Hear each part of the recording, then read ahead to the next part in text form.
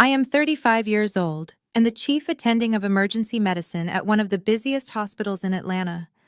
4 years ago, my sister Imani told our parents I flunked out of medical school and stole her $100,000 education fund to cover my tracks. It was a lie that got me cut off completely.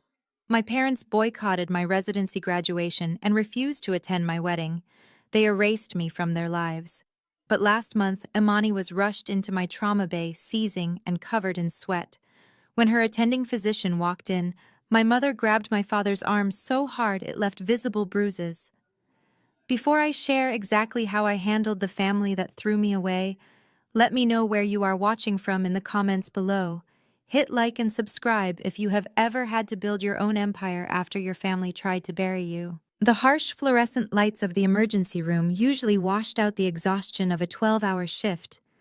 But today the cold water running over my hands at the scrub sink felt like the only thing keeping me anchored. The ambient noise of the hospital was a familiar symphony of beeping monitors, hushed consultations, and the squeak of rubber soles on linoleum floors.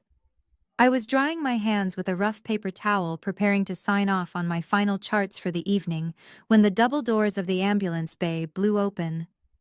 The chaotic screech of stretcher wheels cutting sharp corners echoed down the corridor. A frantic triage nurse shouted my name over the din, calling for the attending physician immediately. I tossed the paper towel into the bin and pushed my way through the heavy privacy curtains of Trauma Bay 3 without a second thought. My medical training had conditioned me to shut out the noise and focus entirely on the puzzle of a dying human body. The paramedics were shouting out vitals as they forcefully transferred the patient from the transport gurney to the hospital bed. Female, 33 years old. Status: epilepticus, unresponsive to initial field interventions, extremely diaphoretic. I stepped up to the head of the bed, snapping on a fresh pair of gloves, my eyes scanning the monitor as the nurses rapidly connected the leads. The patient was violently thrashing against the restraints, her body convulsing in terrifying erratic spasms. Her clothes, which looked like ruined high-end designer fabric, were completely soaked in sweat and bodily fluids. I reached out to secure her airway, brushing a mat of damp hair away from her face to check her pupillary response. My breath caught in my throat, and all the chaotic noise of the trauma bay seemed to vanish into a sudden ringing silence. I froze, staring down at the contorted, agonizing face of the patient lying under the harsh examination lights. It was Imani, my estranged sister. The golden child of our family, the former pageant queen, the flawless and untouchable daughter of Bishop Calvin and First Lady Beatrice Washington. Seeing her like this, completely broken and violently seizing, shattered the pristine image my parents had violently protected for her entire life. There was no time for shock. My professional instincts violently overrode my personal paralysis. I opened my mouth to order the trauma nurse to prepare a heavy push of Ativan to stop her brain from seizing to the point of irreversible damage. Before the words could even leave my lips, a hand clamped down onto my right shoulder like a vice grip. The force was so sudden and violent that I was yanked backward, my hips slamming hard against the metal edge of a medical supply cart. I stumbled and spun around, expecting to see a panicked bystander or a disoriented patient. Instead, I found myself staring directly into the furious, twisted face of my mother, Beatrice. She was dressed in her immaculate Sunday best, complete with a wide-brimmed designer church hat and a tailored suit that looked entirely absurd amid the blood and panic of a trauma bay. Her eyes were wide with pure rage, her chest heaving as she glared at me as if I were a monster who had just crawled out of the shadows to attack her precious child. "Get your filthy hands off my daughter!" she screamed at the top of her lungs, completely uncaring about the audience of highly trained medical professionals freezing in their tracks around us. "You are a college dropout. You are going to kill her. Someone get this fraud out of here." She reached out blindly with her free hand and grabbed my father, Bishop Calvin, who had just rushed into the room behind her. He stood there in his custom-tailored pastoral suit, looking utterly paralyzed by the sight of his golden child thrashing on the bed and his discarded daughter standing in front of him in hospital scrubs. Beatrice gripped his bicep with such terrifying ferocity that her manicured nails dug straight through the expensive wool fabric of his jacket. I could literally see the sheer force of her panic leaving dark, instant bruises on his skin. "Calvin, do something!" My mother shrieked, her voice echoing off the tile walls and drawing the attention of everyone in the immediate vicinity. "Tell them to find a real doctor, a credentialed doctor. Not this failure. She is not a doctor, she is a thief." 4 years ago, I would have shrunk away from that screaming. 4 years ago, the sheer weight of her disappointment would have crushed me into silence. I would have hung my head, cried hot tears of shame, and let her humiliate me into submission just to keep the peace in our deeply image-obsessed family. But 4 years ago was a different lifetime, and the woman standing in front of her now had walked through hell to build a kingdom entirely on her own. I did not cry, I did not flinch or cower. I stood my ground, squared my shoulders, and calmly but firmly slapped her hand away from my shoulder. The crisp smack of my palm against her wrist echoed sharply in the sudden quiet of the trauma bay. My mother gasped, recoiling as if I had burned her, but the shock only fueled her vitriol. She kept screaming, her hateful words spilling out and filling the sterile room with the toxic, destructive lie she and Imani had carefully constructed to ruin my life. "She stole our money!"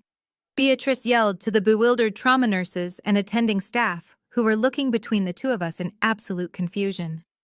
"She flunked out of medical school because she was too stupid and too lazy. She took $100,000 from her own sister's education fund to cover her debts and ran off to live in the gutter. Call the police. Do not let her touch my baby." As the nurses instinctively moved to protect the sterile field around Imani, my mother's unhinged ranting painted the entire agonizing picture of my supposed disgrace. According to her frantic, desperate shouts, I was a common criminal who had scammed my holy family, ruined my own future out of spite, and deserved to be cut off from their vast wealth and prestigious church community. Listening to her scream those lies brought the suffocating pain of the last 4 years rushing back to the surface. Because of the exact lies pouring out of her mouth right now, my parents had refused to attend my residency graduation.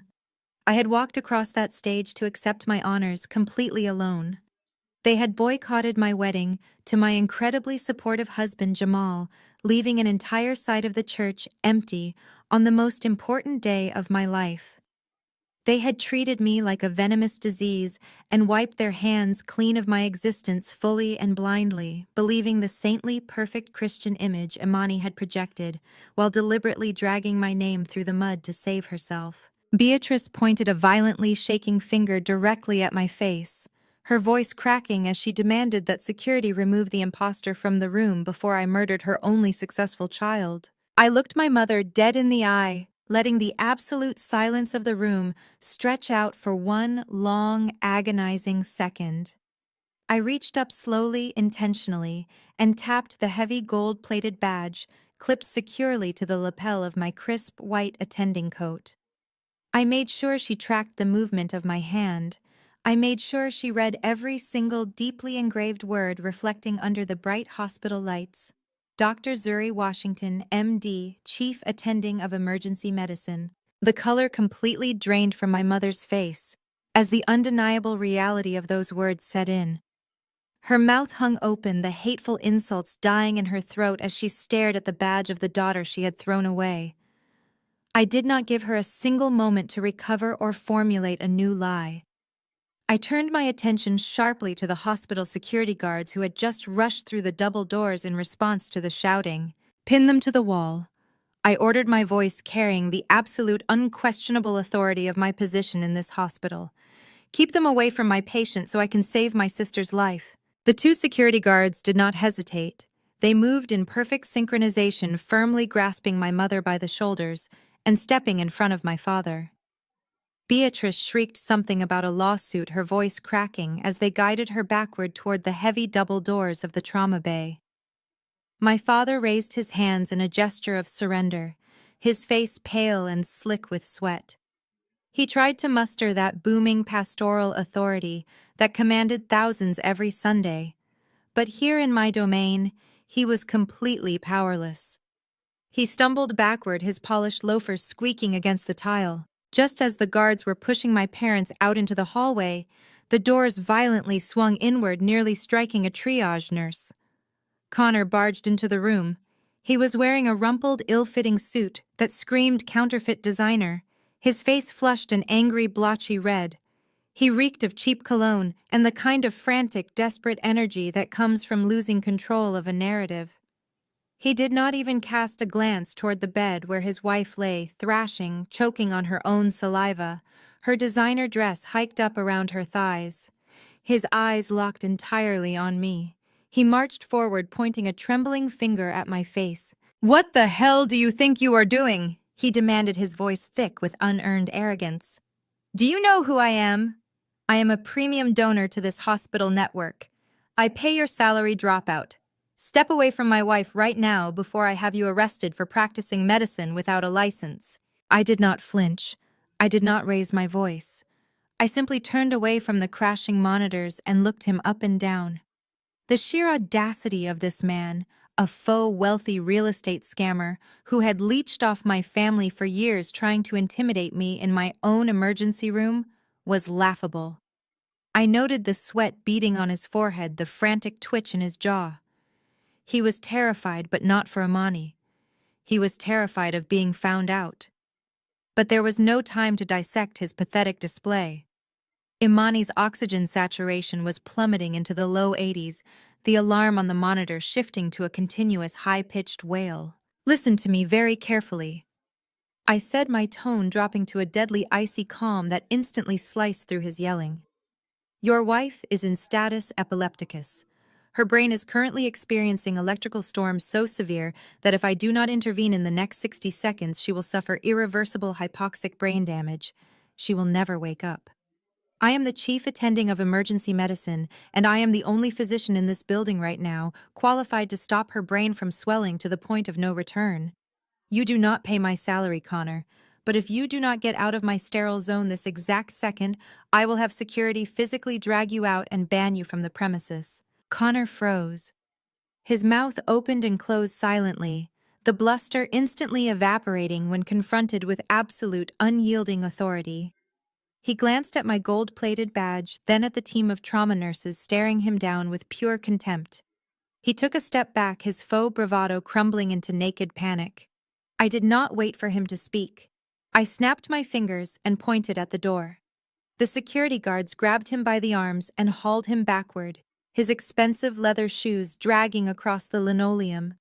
The heavy doors slammed shut, sealing my toxic family outside and leaving me alone with my patient. "Push 4 milligrams of lorazepam," I ordered, turning my full attention back to Imani. The room erupted into organized, synchronized action. The trauma nurses moved with practiced efficiency, administering the medication through her intravenous line while I prepared the intubation kit. We needed to secure her airway immediately before she aspirated. I tilted her head back, gripping the cool metal of the laryngoscope, and carefully guided the tube down her throat, watching the vocal cords part. "I am in. Inflate the cuff. Start bagging her." As the respiratory therapist began pumping oxygen into her lungs, I finally had a moment to really look at my sister. Strip away the expensive salon highlights, the flawless makeup, and the designer clothes, and the physical toll became glaringly obvious.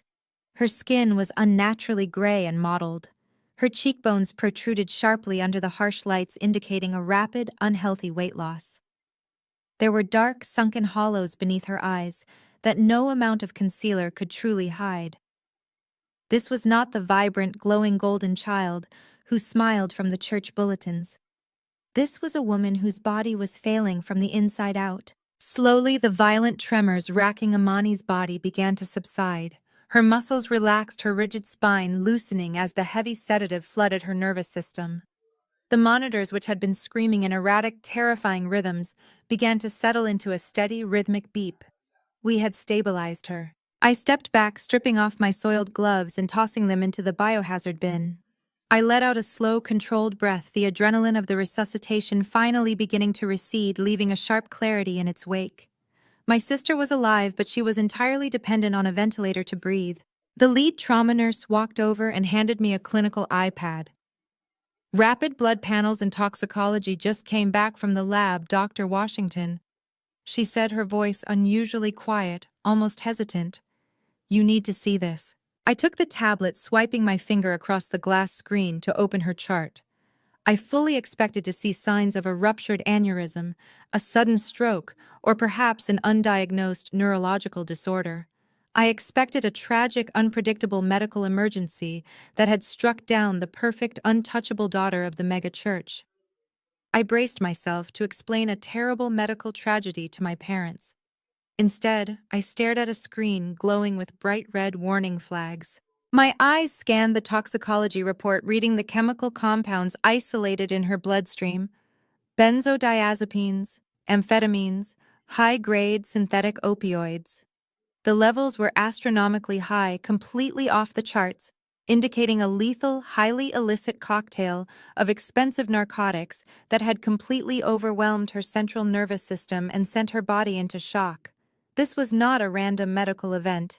This was a deliberate, catastrophic overdose. I stood there in the chilling silence of the trauma bay, the rhythmic hiss of the ventilator the only sound in the room. The reality of my sister's perfect life hit me like a physical blow. Imani Washington Sterling, the former pageant queen, the flawless, pious daughter who had stood at the pulpit and testified about grace and virtue, the woman who had convinced my parents I was a worthless dropout who stole their money to cover her own tracks, was a heavy-functioning addict. Her entire existence was a carefully constructed chemical-fueled lie.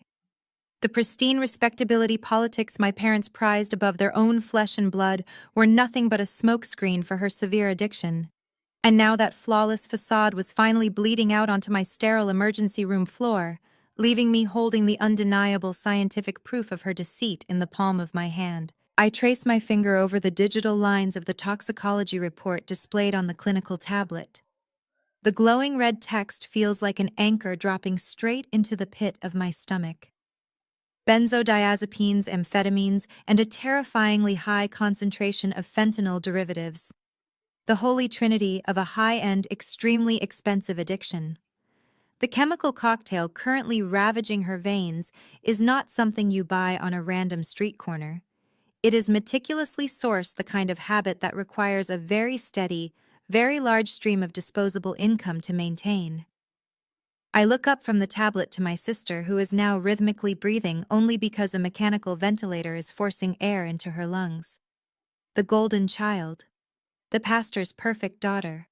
The woman who convinced my parents I stole her education fund because she needed a convenient scapegoat. Suddenly, the missing $100,000 makes terrifying, crystal-clear sense. I hand the tablet back to the lead trauma nurse, keeping my voice perfectly steady and clinically detached as I issue the updated medical orders. We need to initiate a continuous flush of her system and prepare for a remarkably rocky withdrawal phase once she regains consciousness. I sign my name on the transfer papers to move her to the intensive care unit. My job in the trauma bay is finished. She is stabilized and out of immediate danger. Now I have to deal with the collateral damage pacing in the hallway. The automatic doors of the trauma bay slide open with a heavy mechanical hum, depositing me into the glaring, chaotic fluorescent light of the main emergency room corridor. I walk past bays filled with genuine tragedies, my mind racing with the absolute sickening hypocrisy of the Washington family. For 4 years, I was their ultimate pariah.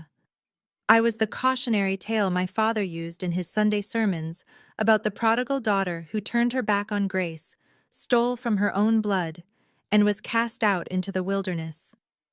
Meanwhile, his precious angel was shooting up highly illicit narcotics in the master bathroom of her gated suburban mansion.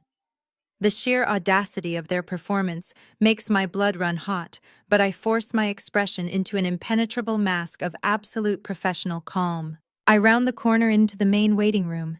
The expansive space is packed with the usual Friday night crowd of worried families and coughing patients, but my parents and Connor are impossible to miss. They have commandeered a premium section of seating near the main reception desk, pacing the floor like caged animals. They are not acting like terrified family members waiting for news on a dying loved one. They are acting like corporate executives managing a sudden public relations crisis. Beatrice is furiously whispering into her cell phone, her free hand anxiously checking the placement of her immaculate designer hat. Connor is aggressively chewing on his thumbnail, his cheap, rumpled suit jacket thrown haphazardly over a plastic waiting room chair, his foot tapping a frantic rhythm against the linoleum. Bishop Calvin is standing tall near the vending machines, his hands clasped firmly behind his back, scanning the room with the practiced, calculating gaze of a man who is always performing for an audience. As soon as Calvin spots my white coat emerging from the restricted double doors, he marches directly toward me. He does not ask if his daughter is breathing. He does not ask if her heart has stopped or if she has suffered permanent brain damage. He looks entirely past me, his eyes darting nervously toward a cluster of people sitting near the emergency exit. I follow his gaze and recognize them instantly. Deacon Hayes and his wife, prominent wealthy members of Calvin's 5,000-member congregation, are sitting in the public emergency room, waiting for a grandchild's broken arm to be evaluated. Calvin grabs my elbow, his grip tight, sweaty, and unyielding, and attempts to physically pull me away from the center of the room to avoid the public eye. I plant my feet firmly on the tile, refusing to be corralled into a corner like an errant, disobedient child. He leans in close, the scent of his expensive peppermint aftershave barely masking the sour smell of his panic. He drops his voice into that booming, resonant baritone he uses to command thousands of worshippers from his pulpit. He demands that I transfer Imani to the VIP penthouse recovery suite immediately. He insists with absolute authority that it is entirely unacceptable for the daughter of Bishop Washington to be paraded through the public corridors of a city hospital where anyone from his congregation might see her in such a compromised, humiliating state. I stare at the man who gave me life, completely disgusted by the words leaving his mouth. I quietly inform him that his daughter just survived a catastrophic, near-fatal overdose. I tell him she is currently paralyzed by sedatives, intubated, breathing through a thick plastic tube taped to her mouth, and fighting for her life on a minute-by-minute basis. I tell him that optics and church gossip should be the absolute last thing on his mind right now. Calvin does not waver. He puffs out his chest, stepping closer, attempting to use his sheer physical presence to intimidate me into compliance, just like he did when I was a teenager. He tells me that I have already caused enough embarrassment and shame for this family to last a lifetime, and that the very least I can do is use my supposed authority to protect my sister's dignity. He demands I secure the private restricted elevator and bypass the public intensive care floors entirely. He wants her hidden away behind the heavy mahogany doors of the penthouse wing, where the nurses sign strict non-disclosure agreements. The linens are imported silk, and the church deacons cannot accidentally wander past the room and see the golden child hooked up to life support. Connor notices the tense confrontation and struts over, puffing his chest out to stand shoulder to shoulder with my father. He crosses his arms, looking at me with absolute disdain. He backs up Calvin without a second thought, loudly demanding the best private room in the entire hospital network for his wife. He complains that the smell of the public emergency room is making him nauseous, and that they have already waited long enough among the commoners. He looks at my badge sneers and tells me to stop stalling, stop acting jealous, and just do my job for once in my life. I feel a slow, chilling smile spread across my face. I look Bishop Calvin dead in the eye, my voice perfectly level and clinically detached, stripping away all the emotion he expects me to feel. I tell him that I am more than happy to authorize the immediate transfer to the VIP penthouse wing. I plainly state that the hospital administration requires a $15,000 upfront deposit for those specific luxury suites payable by wire transfer or premium credit card before the patient is even allowed to enter the private elevator. I shift my gaze to Connor, the man who supposedly earns millions in high-stakes real estate, the man who supposedly rescued my sister from the financial ruin I allegedly caused, the man who just threatened to have me fired. I gesture toward the main billing desk across the lobby. I tell them to head over there right now, assuming the wealthy, successful son-in-law will effortlessly cover the deposit so we can get Imani safely hidden from the prying eyes of the congregation. Connor scoffed loudly, a harsh and grating sound that cut right through the steady hum of the emergency room. He completely ignored the gravity of the medical crisis unfolding just on the other side of the trauma bay doors. To him, my sister lying on a ventilator was entirely secondary to the immediate threat of a bruised ego. He stepped forward aggressively, invading my personal space, trying to use his physical height to intimidate me, just as he had always done at family dinners. He aggressively adjusted the lapels of his rumpled suit, a cheap imitation of a high-end designer cut that bunched awkwardly at his shoulders. With a thoroughly practiced smirk, he reached into his inner pocket and whipped out a sleek black metal credit card. He held it between his index and middle fingers, brandishing it under the glaring fluorescent lights as if it were a royal decree. "Go fetch the card reader, Zuri. Let the real adults handle the bills." His voice dripped with an unbearable smugness, completely oblivious to the reality of the situation. He genuinely believed that flashing a piece of metal would instantly erase my authority, reduce me back to the role of the subservient failure, and force me to scurry away like an obedient servant. He looked around the waiting area, making sure the passing orderlies and the handful of wide-eyed patients sitting in the plastic chairs were witnessing his grand display of financial dominance. He wanted everyone to see that Connor Sterling, the wealthy real estate investor, was here to save the day with his limitless resources. Before I could even formulate a response to his sheer delusion, my mother stepped right up beside him, eager to pile onto the humiliation. Beatrice crossed her arms over her chest, her eyes raking up and down my hospital-issued scrubs with visceral disgust. She looked at me as if I had crawled out of a dumpster and tracked mud onto her pristine white carpets. "You clearly scammed your way into this job," she sneered, her voice carrying a venomous edge that I had not heard directed at me in 4 long years. "It is your Christian duty to pay for your sister's suite after what you stole from us." The words hit the air heavy and loaded, dragging the toxic history of our family right out into the middle of the crowded hospital lobby. It was the same tired, recycled narrative she had weaponized against me the day they changed the locks on the family home. In her mind, the $100,000 education fund that had vanished from their accounts was entirely my fault. Imani had pointed the finger at me, and Beatrice had eagerly played the role of the righteous victim, claiming my jealousy over Imani's perfect life had driven me to steal. Now, standing in the very hospital where I served as the chief attending, she was using that fabricated crime to demand I fund her golden child's secret addiction recovery. I looked at my mother, clutching her expensive handbag like a shield, and then at Connor holding his metal card like a sword.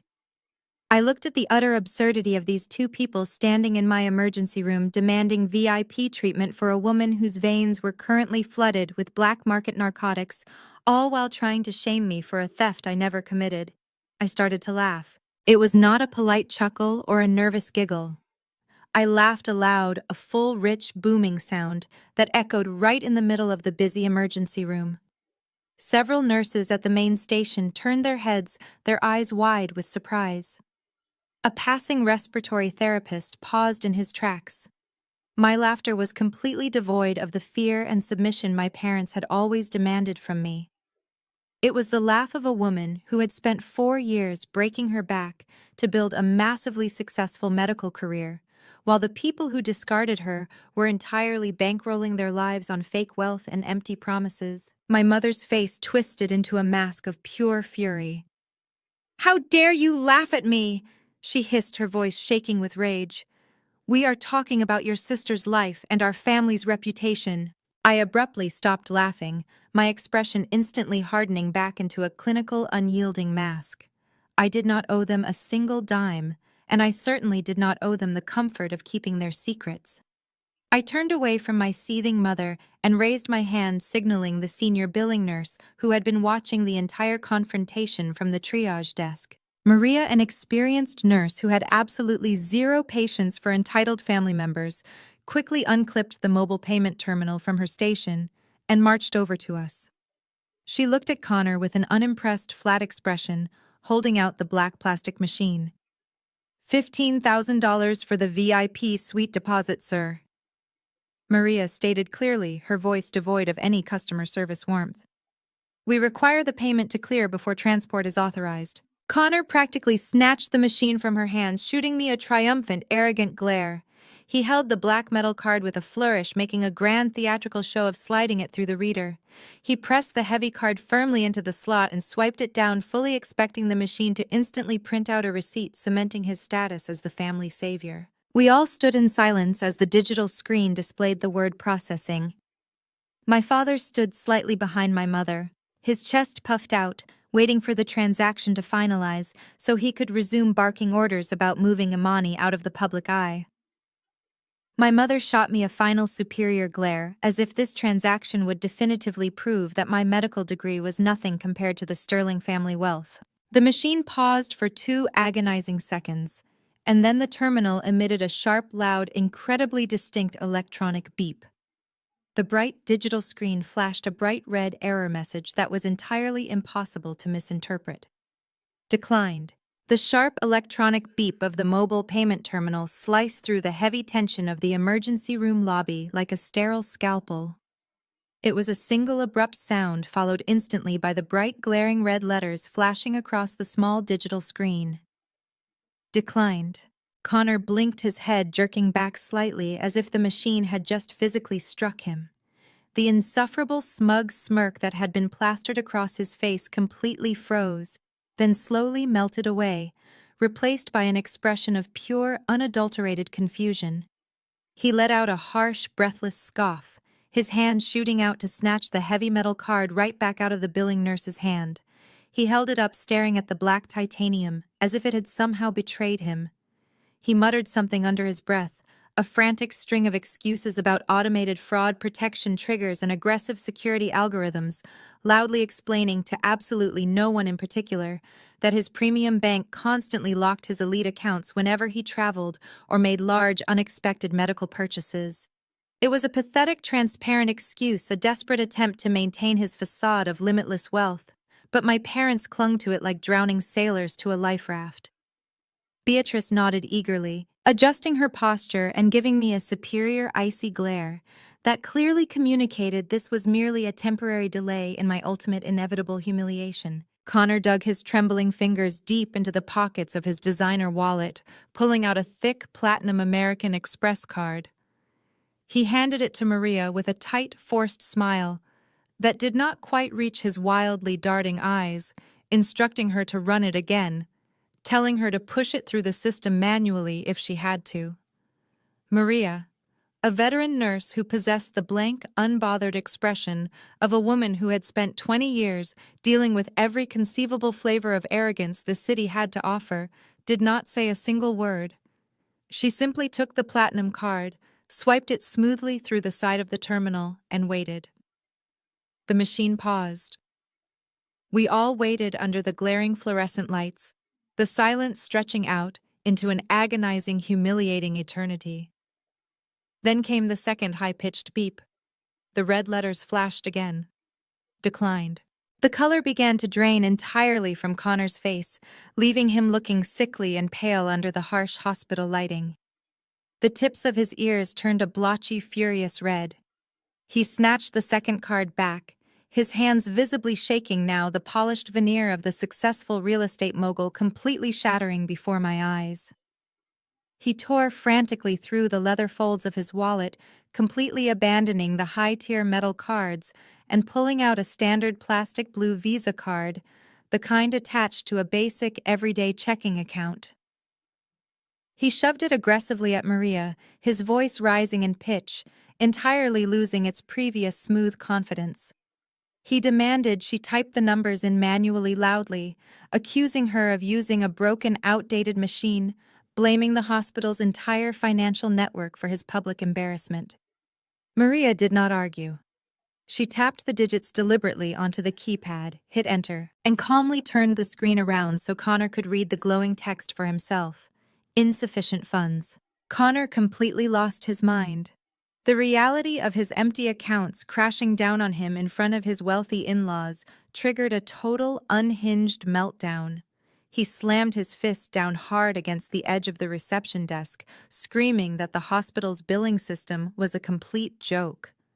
He yelled that he was a multimillionaire, that there was a massive systemic bank error, and that he was going to personally own this entire hospital network by the time his team of corporate lawyers was finished suing us into oblivion. Saliva flew from his mouth as he berated Maria, calling her incompetent, demanding she call his private wealth manager immediately, throwing a violent temper tantrum that echoed off the high ceilings of the emergency department. This was the exact catastrophic nightmare Bishop Calvin and First Lady Beatrice had spent their entire adult lives desperately trying to avoid. A public, loud, incredibly messy spectacle. I watched my father physically shrink into his custom-tailored suit. Calvin looked over his shoulder, his eyes wide with absolute horror. Deacon Hayes and his wife, two of the most prominent wealthy donors in his massive congregation, were no longer just casually sitting near the emergency exit waiting for their grandson. They were standing up, their eyes wide openly, watching the beloved pastor's son-in-law scream about money and lawsuits in the middle of a public lobby. Other people in the waiting room were turning around, whispering, pointing, and I could clearly see the bright telltale glow of cell phone screens as a few bystanders began recording the humiliating meltdown. Beatrice reached out, her hands shaking, as she frantically grabbed Connor's arm, begging him in a harsh, desperate whisper to lower his voice.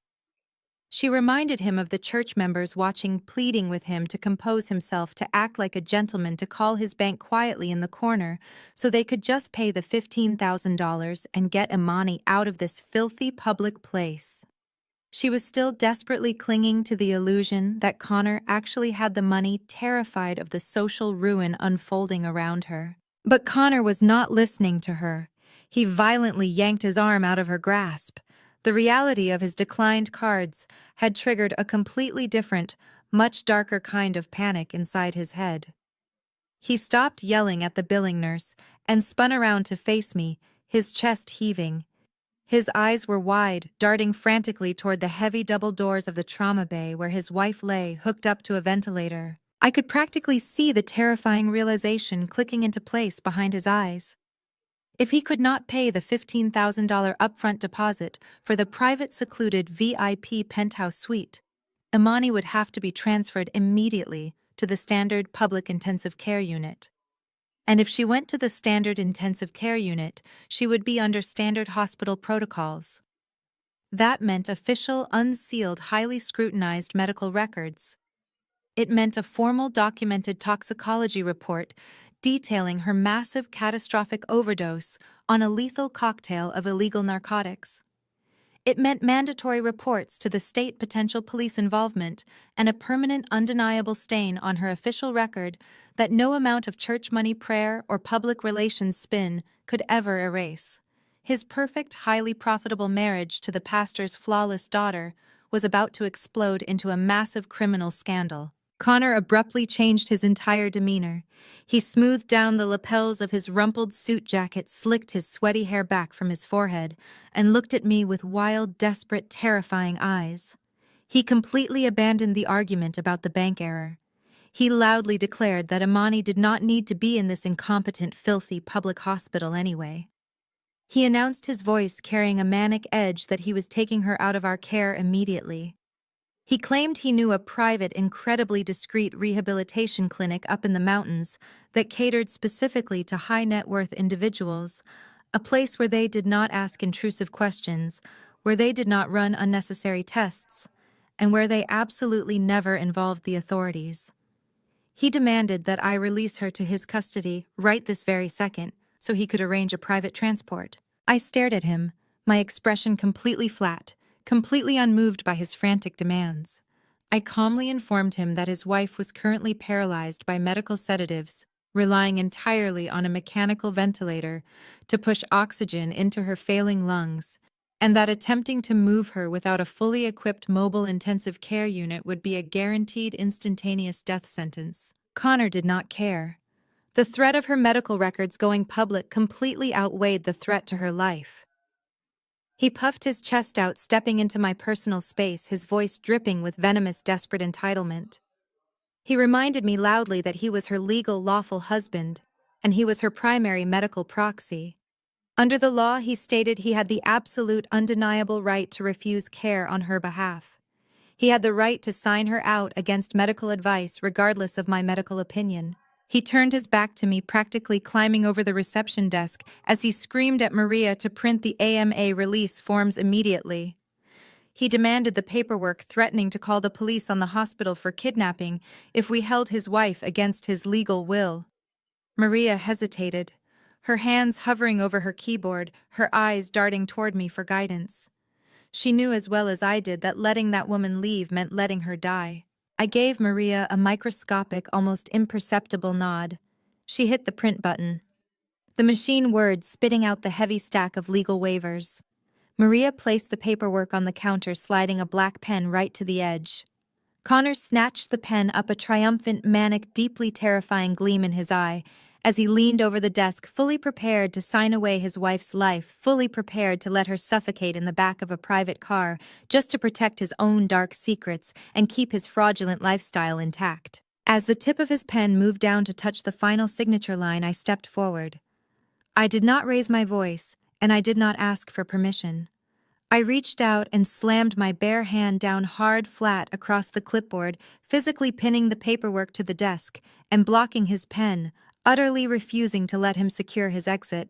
The sharp electronic beep of the mobile payment terminal sliced through the heavy tension of the emergency room lobby like a sterile scalpel. It was a single, abrupt sound, followed instantly by the bright, glaring red letters flashing across the small digital screen. Declined. Connor blinked, his head jerking back slightly, as if the machine had physically struck him. The insufferable, smug smirk that had been plastered across his face completely froze, then rapidly melted away, replaced by an expression of pure, unadulterated confusion. He let out a harsh, breathless scoff, his hand shooting out to snatch the heavy metal card right back out of the billing nurse's hand. He held it up, staring at the black titanium, as if it had somehow betrayed him. He muttered something under his breath, a frantic string of excuses about automated fraud protection triggers and aggressive security algorithms, loudly explaining to absolutely no one in particular that his premium bank constantly locked his elite accounts whenever he made large, unexpected medical purchases. With trembling fingers, Connor dug deep into the pockets of his designer wallet, pulling out a thick platinum American Express card. He handed it to Maria with a tight, forced smile that did not quite reach his wildly darting eyes, instructing her to run it again. Maria, possessing the blank, unbothered expression of a veteran nurse who had spent 20 years dealing with every conceivable flavor of arrogance, did not say a single word. She simply took the platinum card, swiped it smoothly through the terminal, and waited. The machine paused. We all waited under the glaring fluorescent lights, the silence stretching out into an agonizing, humiliating eternity. Then came the second high-pitched beep. The red letters flashed again. Declined. The color began to drain entirely from Connor's face, leaving him looking sickly and pale under the harsh hospital lighting. The tips of his ears turned a blotchy, furious red. He snatched the second card back. His hands visibly shaking now, the polished veneer of the successful real estate mogul completely shattering before my eyes. He tore frantically through the leather folds of his wallet, completely abandoning the high-tier metal cards and pulling out a standard plastic blue debit card. He shoved it aggressively at Maria, his voice rising in pitch, entirely losing its previous smooth confidence. He demanded she type the numbers in manually, loudly, accusing her of using a broken, outdated machine. Maria tapped the digits deliberately onto the keypad, hit enter, and calmly turned the screen around so Connor could read the glowing text for himself. Declined, insufficient funds. Connor completely lost his mind. The reality of his empty accounts crashing down on him in front of his wealthy in-laws triggered a total unhinged meltdown. He slammed his fist down hard against the edge of the reception desk, screaming that the hospital's billing system was a complete joke. He yelled that he was a multimillionaire, that there was a massive systemic bank error, and that he was going to personally own this entire hospital network by the time his corporate lawyers were finished. Saliva flew from his lips as he berated Maria, calling her incompetent, demanding she call his private wealth manager, immediately throwing a violent temper tantrum that echoed off the high ceilings of the emergency department. This was the exact catastrophic nightmare Bishop Calvin and First Lady Beatrice had spent their entire adult lives desperately trying to avoid. A public, loud, incredibly messy spectacle. I watched my father physically shrink into his custom-tailored suit. Calvin looked over his shoulder, his eyes wide with absolute horror.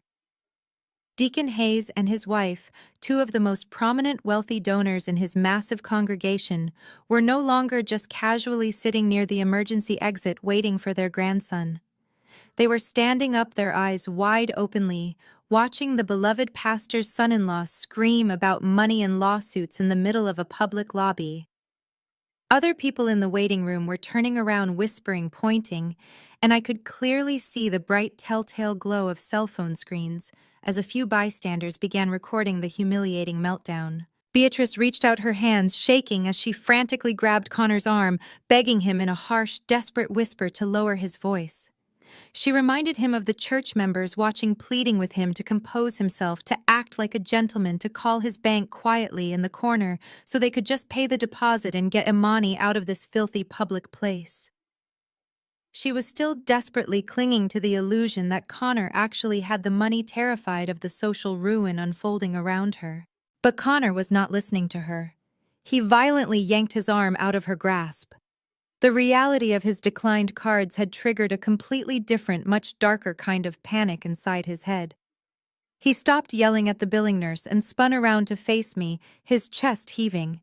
His eyes were wide, darting frantically toward the heavy double doors of the trauma bay where his wife lay hooked up to a ventilator. I could practically see the terrifying realization clicking into place behind his eyes. If he could not pay the deposit for the private VIP penthouse suite, Imani would have to be transferred immediately to the standard public intensive care unit. And if she went to the standard intensive care unit, she would be under standard hospital protocols. That meant official, unsealed, highly scrutinized medical records. It meant a formal, documented toxicology report detailing her massive, catastrophic overdose on a lethal cocktail of illegal narcotics. It meant a permanent, undeniable stain on her official record that no amount of church money, prayer, or public relations spin could ever erase. His perfect, highly profitable marriage to the pastor's flawless daughter was about to explode into a massive criminal scandal. Connor abruptly changed his entire demeanor. He smoothed down the lapels of his rumpled suit jacket, slicked his sweaty hair back from his forehead, and looked at me with wild, desperate eyes. He completely abandoned the argument about the bank error. He loudly declared that Imani did not need to be in this incompetent, filthy public hospital anyway. He announced, his voice carrying a manic edge, that he was taking her out of our care immediately. He claimed he knew a private, incredibly discreet rehabilitation clinic up in the mountains that catered specifically to high-net-worth individuals. A place where they did not ask intrusive questions, where they did not run unnecessary tests, and where they absolutely never involved the authorities.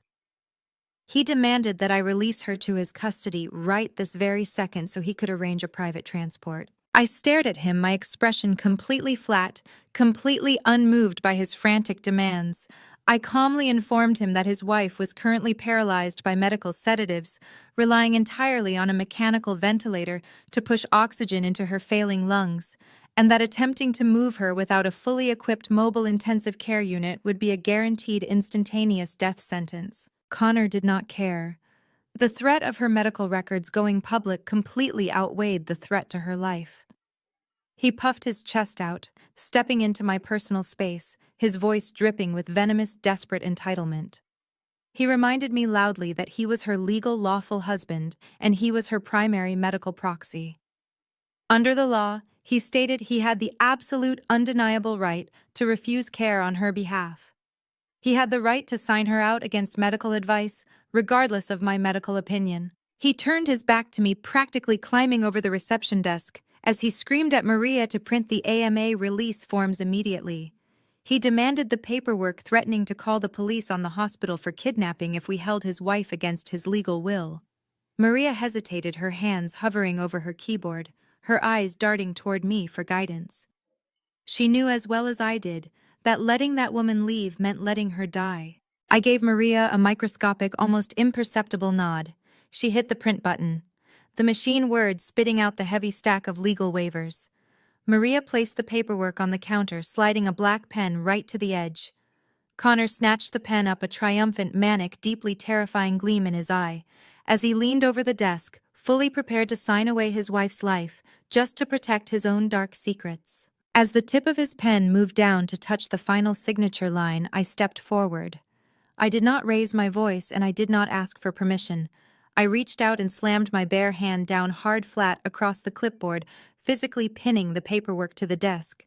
"Give me that pen," he snarled, dropping his voice into a guttural threat as he tried to yank the clipboard free. "I am her husband. I am taking her out of this slaughterhouse right now. You cannot stop me." "Actually, Connor, I can," I replied, my voice a deadly, unwavering whisper that cut through his bluster. And I just did. I pulled the clipboard out from under his reach and handed it back to Maria, who was watching the exchange with wide, approving eyes. I took a step forward, forcing Connor to back up. "You do not get to sign her out against medical advice to save your own miserable reputation," I stated, locking my eyes onto his sweating, panicked face. Imani's toxicology report confirms a massive, deliberate, and highly lethal overdose of synthetic opioids and amphetamines. Medically and legally, that constitutes a catastrophic self-harm event. Because she is an immediate critical danger to herself, I am officially invoking a 72-hour involuntary psychiatric hold. Calvin gasped loudly from behind Connor. Beatrice let out a muffled shriek, clutching her pearls. "You cannot do that to your own sister!" she wailed, horrified at the prospect of the church finding out Imani was under a psychiatric hold. "I am the chief attending of this emergency department," I continued, completely ignoring my mother's hysterics. "I have the absolute authority to invoke this hold, and the moment I sign that order, your medical proxy is entirely stripped, Connor. You have zero legal rights over her care, her location, or her medical records for the next 3 days. She stays exactly where she is, under heavy guard, and her blood work goes on the official permanent record." Connor exploded. His face turned a dangerous shade of crimson. He began screaming at the top of his lungs, pointing his finger inches from my nose. He threatened to call the police, to have me arrested for kidnapping, to sue the hospital for millions. He was completely unhinged, spittle flying from his lips as he raved about his rights and his lawyers. Before hospital security could even step in to physically restrain him, the automatic doors of the ER lobby slid open. Jamal walked in. My husband. He was wearing his usual tailored dark jeans and a sharp-fitted blazer, holding a brown paper bag, carrying the spicy takeout he knew I craved after a brutal 12-hour shift. He carried himself with the quiet, grounded confidence of a man who actually built his wealth from the ground up, rather than faking it with counterfeit suits and loud demands. Jamal took exactly one look at the scene unfolding at the billing desk. He saw my parents cowering in panic. He saw the exhausted ER staff staring, and he saw Connor red-faced and screaming, leaning aggressively into my personal space. Jamal's warm, easygoing smile vanished instantly. His dark eyes narrowed into a cold, hard stare. He did not rush. He walked with measured, deliberate steps across the linoleum floor, placing the takeout bag gently on the edge of the reception counter. Then he smoothly inserted himself directly between Connor and me, shielding me with his broad shoulders. "Take exactly one step back, Connor," Jamal said. His voice was not loud, but it carried a low, dangerous frequency that made the hair on my arms stand up. "Before I make you." Connor scoffed, trying to maintain his faux alpha male persona, but he instinctively took a step back, his eyes darting nervously up to Jamal. "This is none of your business, Jamal. Keep out of family matters. Your wife is trying to kidnap Imani." Jamal ignored the accusation completely. He glanced over his shoulder at me, checking to ensure I was unharmed before his eyes locked onto the 3 declined credit cards still scattered on the counter next to the billing terminal. He looked at Connor's sweating forehead, the manic panic in his eyes, and the desperate way my parents were hovering nearby. Jamal ran an elite, highly sought-after cybersecurity firm. His entire career was built on dismantling digital facades, tracking hidden assets, and exposing corporate fraud. He recognized the distinct smell of a desperate cornered con artist from a mile away. Having some liquidity issues, Connor? Jamal asked, a slow, knowing smile spreading across his face. Bank error. Connor snapped defensively, his voice cracking slightly. My premium accounts are frozen for fraud protection. It happens when you have real wealth. Right. Real wealth. Jamal murmured, unzipping his leather messenger bag. He pulled out his sleek silver laptop and popped it open right there on the hospital billing desk. Let us take a quick look at that premium wealth, shall we? What are you doing? Calvin demanded, stepping forward to intervene. Shut that computer down immediately. This is highly inappropriate. Jamal did not even look at my father. His fingers flew across the keyboard with blinding speed, bypassing standard search engines and diving straight into the deep web databases and restricted financial registries his firm used for high-level corporate vetting. Lines of code reflected in his dark eyes as he typed. The lobby was deathly quiet, the only sound the rapid clack of the keys and the rhythmic hiss of the automatic doors opening and closing in the distance. Connor shifted his weight nervously from foot to foot, opening his mouth to object again, but no words came out. He was watching Jamal's screen with naked, escalating terror. Less than 60 seconds later, Jamal hit the enter key one final time. He studied the screen for a moment, letting out a low, impressed whistle. He slowly turned the laptop around so the glowing display faced me, leaving Connor and my parents entirely in the dark. Well, look at that, Jamal said, his voice dripping with icy satisfaction. Connor is not just experiencing a bank error. And he certainly is not just broke. I leaned forward, my eyes scanning the heavily encrypted federal database Jamal had somehow accessed in under a minute. The screen was filled with red flags, frozen asset markers, and heavily redacted court filings. Your premium son-in-law, Jamal announced, turning his head to look directly at my horrified parents, is currently under an active, massive federal investigation for interstate wire fraud and money laundering. His accounts are not frozen for protection. They are seized by the FBI. Connor stood completely paralyzed. The color drained from his face at a terrifying speed, leaving his skin a sickly mottled gray under the harsh fluorescent lights of the emergency room lobby. The reality of Jamal's words, the federal investigation, the seized assets, the FBI settled over him like a physical weight. He opened his mouth to formulate an excuse to spin another elaborate lie, but only a pathetic, raspy exhale escaped his throat. He looked absolutely broken.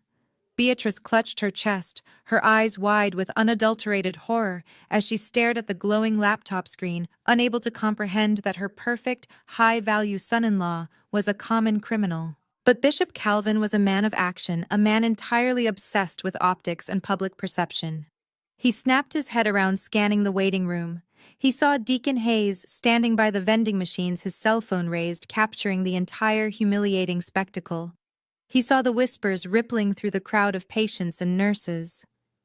The carefully curated, flawless narrative of the Washington family was rapidly disintegrating in public, and Calvin knew he had to initiate immediate aggressive damage control. He lunged forward, bypassing Connor completely. His large hand clamped down around my bicep with a bruising, desperate grip. Before I could forcefully shake him off, he physically shoved me toward the heavy wooden doors of the adjacent family consultation room. He dragged me inside and slammed the door shut instantly, cutting off the chaotic noise of the emergency department and sealing us in absolute silence. The consultation room was a small, soundproofed, sterile space equipped with a round table and a few fabric chairs. It was a room designed for delivering the worst possible medical news to grieving families. Today, however, it was going to serve as my father's private interrogation chamber. Calvin released my arm and immediately began pacing the short length of the room, running his hands over his balding head. He turned to face me, completely dropping the polished, benevolent pastor persona he wore for his congregation. His eyes were cold, calculating, and ruthless. He pointed a rigid finger at one of the chairs, commanding me to sit down, using the exact same authoritarian tone he had used to discipline me when I was a teenager. I remained firmly planted on my feet. I crossed my arms over my chest, meeting his furious, manic gaze with absolute professional detachment. He stepped into my personal space, attempting to use his physical stature to force my submission. He lowered his voice into that booming, resonant baritone, weaponizing his pastoral authority. He told me that the Sterling family was currently facing a minor, unfortunate financial misunderstanding, but that issue was entirely secondary to the immediate crisis of Imani's reputation. He insisted with frantic urgency that if the congregation found out his golden daughter was a drug addict, it would utterly destroy the church's current multi-million-dollar fundraising campaign for their new community center. Calvin leaned in close, the scent of his expensive peppermint cologne suffocating in the small room. He looked me dead in the eye and delivered a direct, uncompromising command. He ordered me to log into the hospital's central database, access Imani's medical file, and completely scrub the toxicology report. He did not ask. He demanded. He then provided me with the exact fabricated script he had already concocted in his head to explain her catastrophic condition.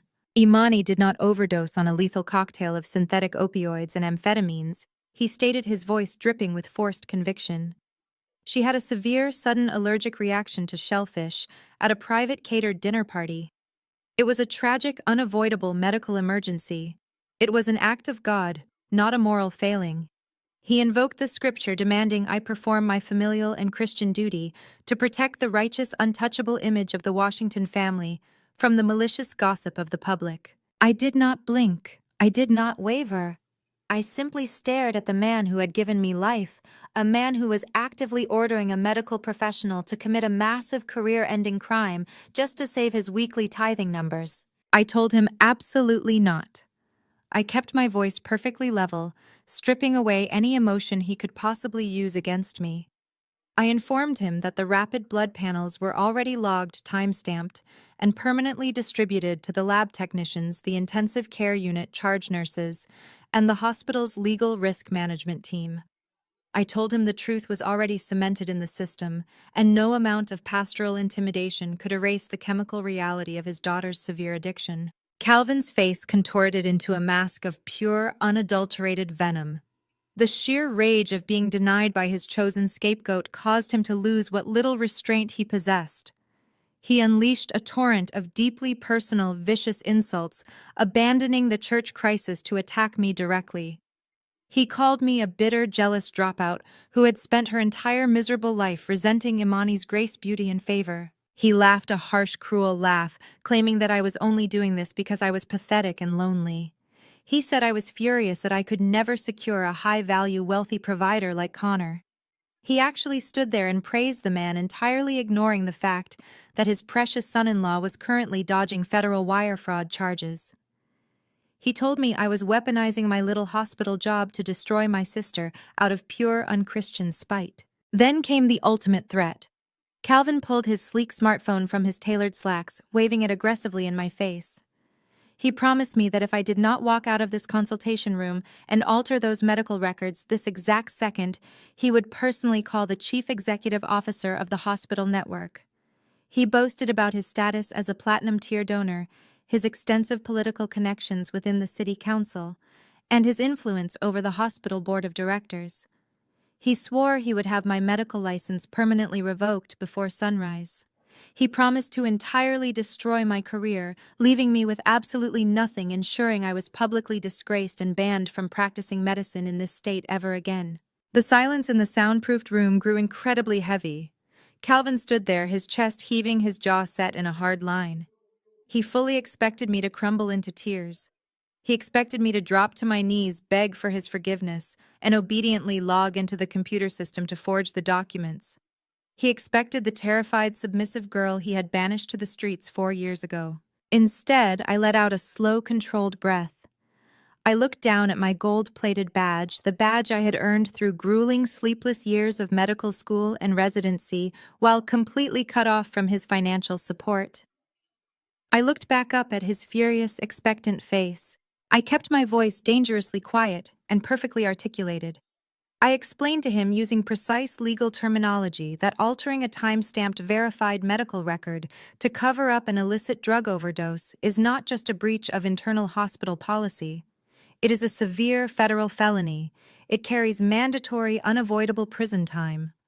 I looked him dead in the eye and told him that I would not burn my hard-earned medical license and walk into a federal penitentiary just to protect a drug addict and a desperate real estate scammer.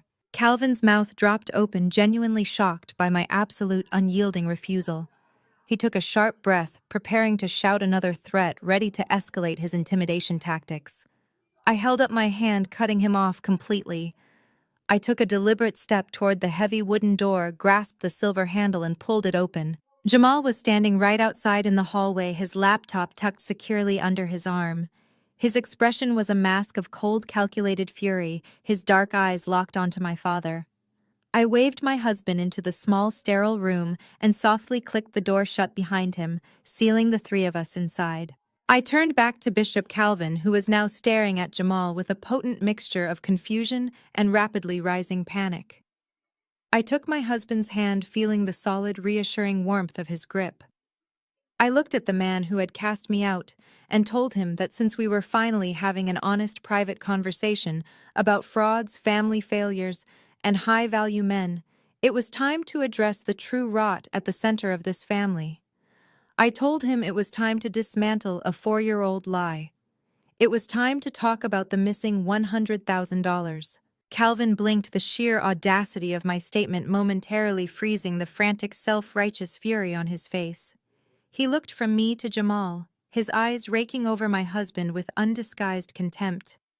In Calvin's carefully curated world, a man's worth was measured by the designer label on his suit, the make of his car, and the size of his congregation. He saw Jamal standing there in dark denim and a casual blazer holding a greasy paper takeout bag, and immediately categorized him as insignificant. Calvin let out a harsh, dismissive scoff, his upper lip curling into a sneer. He demanded to know which cafeteria worker or lost orderly I had dragged into a private, highly sensitive family consultation.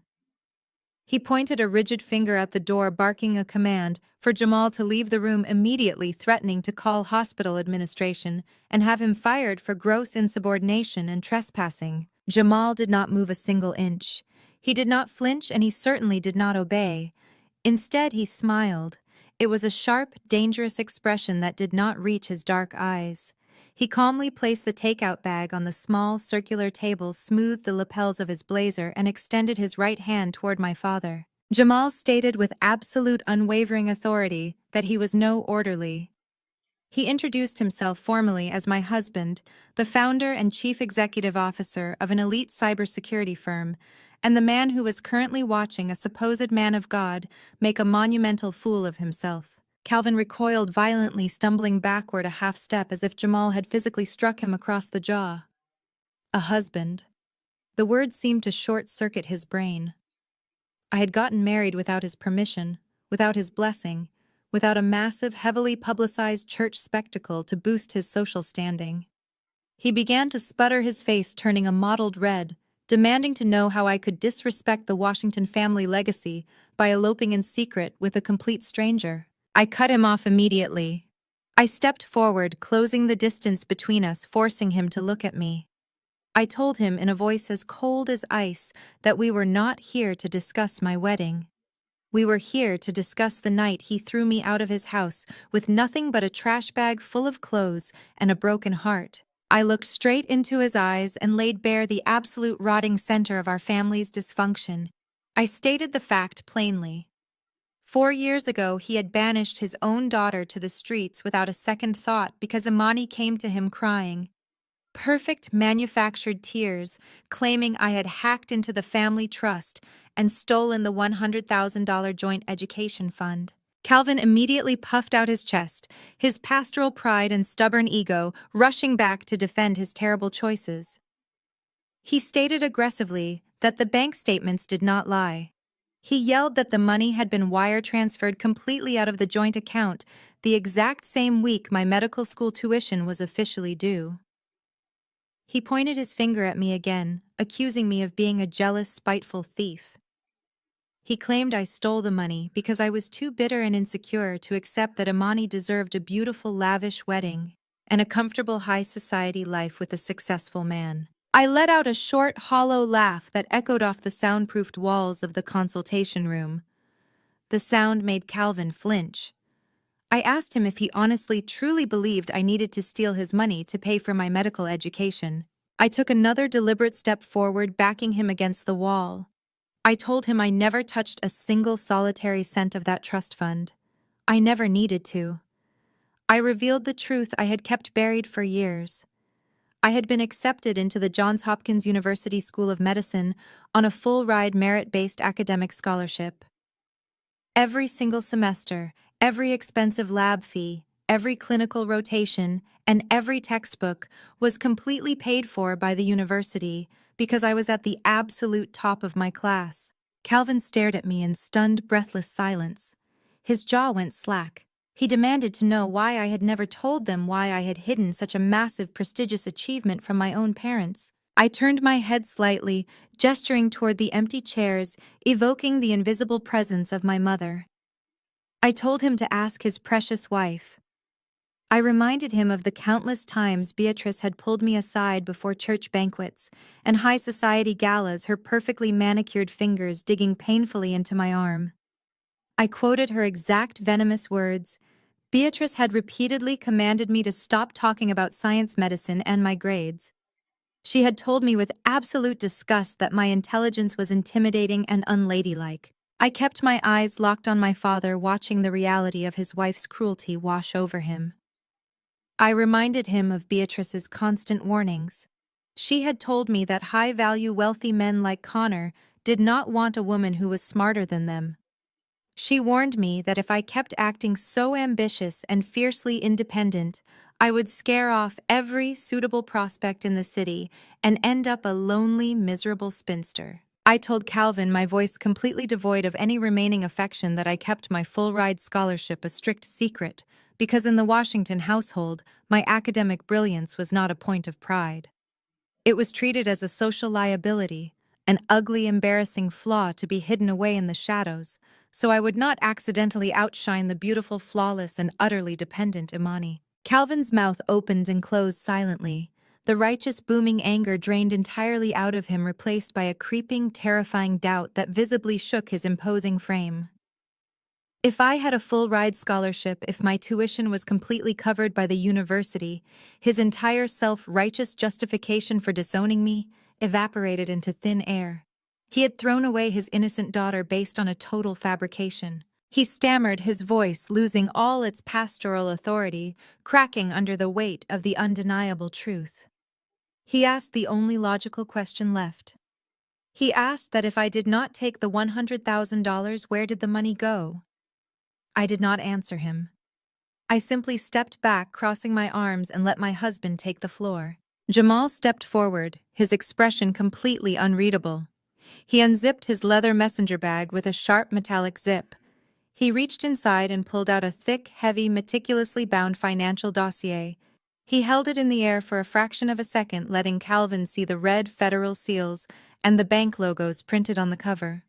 Then Jamal dropped the dossier directly onto the center of the wooden consultation table. It hit the surface with a heavy, definitive thud that sounded exactly like a judge's gavel dropping in a silent courtroom.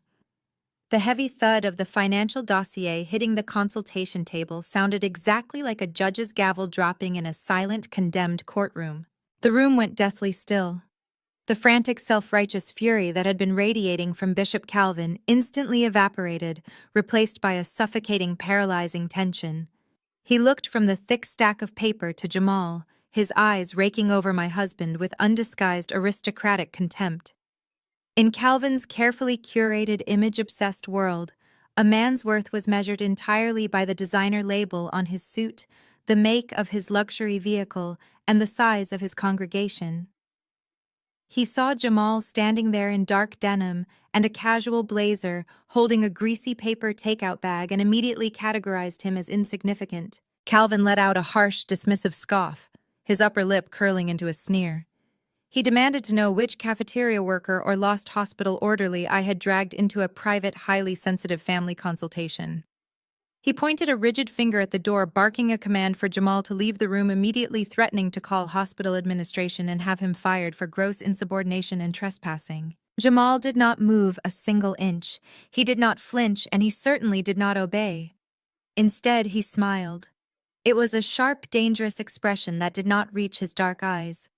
He calmly placed the takeout bag on the small circular table, smoothed the lapels of his blazer, and extended his right hand toward my father. Jamal stated with absolute, unwavering authority that he was no orderly. He introduced himself formally as my husband, the founder and chief executive officer of an elite cybersecurity firm, and the man who was currently watching a supposed man of God make a monumental fool of himself. Calvin recoiled violently, stumbling backward a half step, as if Jamal had physically struck him across the jaw. A husband. The word seemed to short-circuit his brain. I had gotten married without his permission, without his blessing, and without a massive, heavily publicized church spectacle to boost his social standing.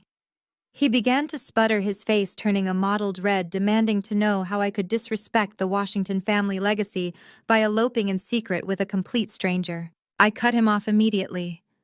I stepped forward, closing the distance between us, forcing him to look at me. I told him in a voice as cold as ice that we were not here to discuss my wedding. We were here to discuss the night he threw me out of his house with nothing but a trash bag full of clothes and a broken heart. I looked straight into his eyes and laid bare the absolute rotting center of our family's dysfunction. I stated the fact plainly. 4 years ago, he had banished his own daughter to the streets without a second thought. Because Imani came to him crying, perfect manufactured tears, claiming I had hacked into the family trust and stolen the $100,000 joint education fund. Calvin immediately puffed out his chest, his pastoral pride and stubborn ego rushing back to defend his terrible choices. He stated aggressively that the bank statements did not lie.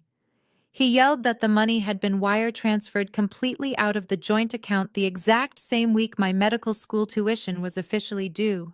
He pointed his finger at me again, accusing me of being a jealous, spiteful thief. He claimed I stole the money because I was too bitter and insecure to accept that Imani deserved a beautiful, lavish wedding and a comfortable high society life with a successful man. I let out a short, hollow laugh that echoed off the soundproofed walls. The sound made Calvin flinch. I asked him if he honestly, truly believed I needed to steal his money to pay for my medical education. I took another deliberate step forward, backing him against the wall. I told him I never touched a single solitary cent of that trust fund. I never needed to. I revealed the truth I had kept buried for years. I had been accepted into the Johns Hopkins University School of Medicine on a full-ride merit-based academic scholarship. Every single semester, every expensive lab fee, every clinical rotation, and every textbook was completely paid for by the university, because I was at the absolute top of my class. Calvin stared at me in stunned, breathless silence. His jaw went slack. He demanded to know why I had never told them, why I had hidden such a massive, prestigious achievement from my own parents. I turned my head slightly, gesturing toward the empty chairs, evoking the invisible presence of my mother. I told him to ask his precious wife. I reminded him of the countless times Beatrice had pulled me aside before church banquets and high society galas, her perfectly manicured fingers digging painfully into my arm. I quoted her exact venomous words. Beatrice had repeatedly commanded me to stop talking about science, medicine, and my grades. She had told me with absolute disgust that my intelligence was intimidating and unladylike. I kept my eyes locked on my father, watching the reality of his wife's cruelty wash over him. I reminded him of Beatrice's constant warnings. She had told me that high-value, wealthy men like Connor did not want a woman who was smarter than them. She warned me that if I kept acting so ambitious and fiercely independent, I would scare off every suitable prospect in the city and end up a lonely, miserable spinster. I told Calvin, my voice completely devoid of any remaining affection, that I kept my full-ride scholarship a strict secret, because in the Washington household, my academic brilliance was not a point of pride. It was treated as a social liability, an ugly, embarrassing flaw to be hidden away in the shadows, so I would not accidentally outshine the beautiful, flawless, and utterly dependent Imani. Calvin's mouth opened and closed silently. The righteous, booming anger drained entirely out of him, replaced by a creeping, terrifying doubt that visibly shook his imposing frame. If I had a full-ride scholarship, if my tuition was completely covered by the university, his entire self-righteous justification for disowning me evaporated into thin air.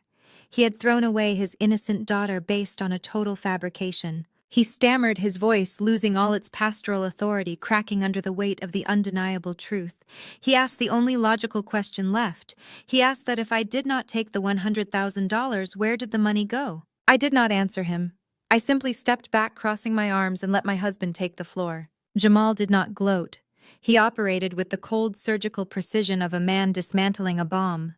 He reached out, flipped open the heavy cardstock cover of the dossier, and turned directly to the first tabbed section.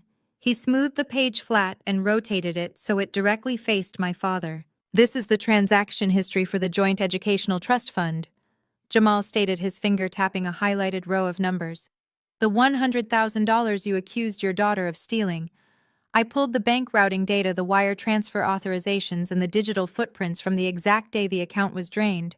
Calvin leaned forward, his eyes darting across the columns of data. He was breathing heavily. "You will notice," Jamal continued, his voice dangerously smooth, "that the money did not go to a bank account in Baltimore. It did not go to Johns Hopkins University. It was wired internationally in 3 structured increments to an offshore account registered in the Cayman Islands." Jamal flipped to the next page. It was a corporate registration document stamped with foreign seals and dense legal text. "That offshore account belongs to a shell corporation called Apex Holdings, LLC," Jamal explained, tapping the bold printed name at the bottom of the registry. "And the sole proprietor of Apex Holdings is Connor Sterling." Calvin's jaw slackened. He stared at the name, the blood draining completely from his face. He shook his head, a weak, pathetic gesture of denial. He stammered that it was impossible, that I had signed the withdrawal papers, that Imani had personally shown him the digital signature. "She showed you a forgery," I interjected. "And you were so desperate to believe your perfect golden child that you did not even bother to verify it." Jamal turned another page, revealing a stark, high-contrast printout of network logs and IP addresses. "This is the digital authorization slip," Jamal said. "It features a digital signature, yes, but it also logs the exact IP address and device MAC address used to execute the transfer. I ran a trace on that specific device. The transfer was not initiated from a medical school dorm room. It was executed from the IP address registered to Connor and Imani's luxury loft downtown." The truth hung in the air, heavy and suffocating. Imani had forged the withdrawal. She had drained my education fund and framed me, orchestrating my banishment from the family, all to quietly funnel cash into her husband's failing, fraudulent real estate scams.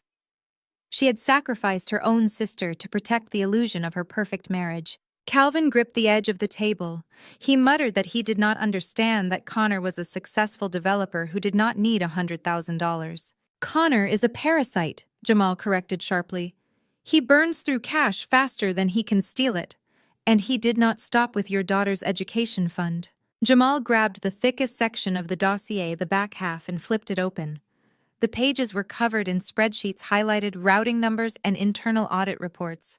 "This," Jamal announced, his voice dropping into an icy register, "is the financial architecture of your church." Calvin physically recoiled, his eyes widened in absolute terror. The church was his kingdom, his legacy, his entire identity. "You appointed Connor as the lead project manager and financial liaison for your new multi-million-dollar community center," Jamal stated, laying out a series of invoices.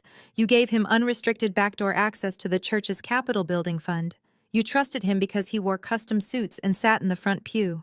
Jamal began rapidly sliding documents across the table, covering the surface with undeniable proof of systematic theft. "Here is an invoice for a contracting firm that does not exist," Jamal pointed. "Here is a materials purchase order that was routed directly to Apex Holdings. Here is a transfer of $500,000 disguised as an administrative fee sent straight to a crypto exchange account tied to Connor's personal email." Calvin was hyperventilating now. He grabbed the edges of the papers, his hands shaking violently as he tried to read the numbers, desperately searching for an error, a mistake, anything to prove Jamal wrong. "For 3 years," Jamal said, delivering the final fatal blow, "Connor has been systematically bleeding your megachurch dry. He has been using your congregation's tithes and donations to prop up his Ponzi schemes and pay off his initial investors. Jamal closed the dossier with a definitive snap. Your building fund is empty, Calvin. The money is gone. Your church is functionally bankrupt. And the FBI is not just investigating Connor's real estate business anymore, they are investigating the church's assets. You are harboring a federal criminal. Calvin staggered backward, his legs hitting the edge of a chair. He collapsed into the seat, burying his face in his trembling hands. The proud, arrogant bishop was gone, replaced by a broken, ruined man, facing the total annihilation of his life's work. Before anyone could say another word, the heavy wooden door of the consultation room flew open. It hit the wall with a sharp crack. Beatrice burst into the room. Her hair was slightly disheveled, her designer dress wrinkled from the frantic pacing in the lobby. Her eyes were wild, darting between the three of us. She demanded to know what was taking so long, why I was refusing to follow orders, and why Imani was not already being transferred to a private suite. She stopped abruptly when she saw Calvin. She stared at her husband, taking in his ghostly pale skin, his shaking hands and the defeated, ruined slump of his shoulders. "Calvin," she whispered, her voice shrill with panic. "What is going on?" Calvin slowly raised his head. He looked at his wife with dead, hollow eyes. He did not speak. He simply reached out with a trembling hand and pushed the thick financial dossier across the table toward her. Beatrice grabbed the documents. Her eyes scanned the highlighted bank transfers, the FBI asset seizure notices, the empty church accounts. For a moment, the room was perfectly silent as her brain desperately tried to process the information. Then the denial set in. It was a fierce, aggressive, unhinged denial. She slammed the dossier back down on the table, refusing to look at it for another second. She turned her furious glare onto Jamal, her face contorting with aristocratic disgust. She accused him of being a liar, a malicious hacker who had doctored fake financial papers out of pure, unadulterated jealousy. She yelled that he and I had spent the last 4 years plotting this exact moment, fabricating digital records to destroy her perfect family because we were bitter, low-class failures. "Connor is a gentleman," Beatrice shrieked, her voice echoing in the small room. "He is a wealthy, God-fearing provider. He is building us a legacy. You are just trying to tear him down because you could never be half the man he is." Jamal did not react to her insults. He simply looked at her with a profound, chilling pity. Beatrice spun on her heel, her designer heels snapping against the linoleum floor. She loudly declared that she was not going to stand here and listen to this slander for another second. She announced she was going to march right out into that lobby, get her son-in-law, and bring him in here to clear this up and throw us both out of the hospital. She yanked the door open and stormed out into the brightly lit emergency room lobby. I stepped out into the hallway right behind her, watching her march toward the billing desk with righteous indignation. But Beatrice did not make it to the desk. She stopped dead in her tracks, in the center of the emergency department, stumbling upon a scene that instantly shattered her carefully constructed reality into a million jagged pieces. Beatrice stormed out of the family consultation room with the righteous, blinding fury of a woman entirely detached from reality. Her designer heels clicked a rapid, furious rhythm against the polished linoleum of the emergency department as she marched toward the main reception desk. She had loudly declared her intention to find Connor, to bring him back into that sterile room, and to force him to explain that my husband was nothing but a malicious liar. She fully expected to find her flawless, high-society son-in-law calmly standing by the windows, speaking to his private wealth manager on his latest smartphone, resolving a simple banking error with a snap of his fingers. I stepped out into the bustling corridor right behind her, with Jamal and my father trailing in my wake. We watched Beatrice march past the billing counter, her head swiveling as she scanned the waiting room. Connor was not at the reception desk. He was not pacing the lobby. He was not on the phone. Beatrice finally spotted him hovering in the dim secondary vestibule that led directly out to the ambulance loading bay. He was aggressively yanking at the zipper of his tailored jacket, glancing over his shoulder with the frantic, erratic movements of a trapped animal. He was not calling his bank. He was fleeing. "Connor!" Beatrice called out, her voice carrying that shrill, commanding tone she usually reserved for ordering around the church hospitality staff. Connor jumped as if he had been electrocuted. He spun around, his eyes wide, and dilated, his face slick with a heavy layer of cold sweat. As he jerked his body toward the sound of her voice, his hands fumbled in the deep pockets of his jacket. A heavy, glittering object slipped from his trembling fingers and clattered loudly onto the hard floor.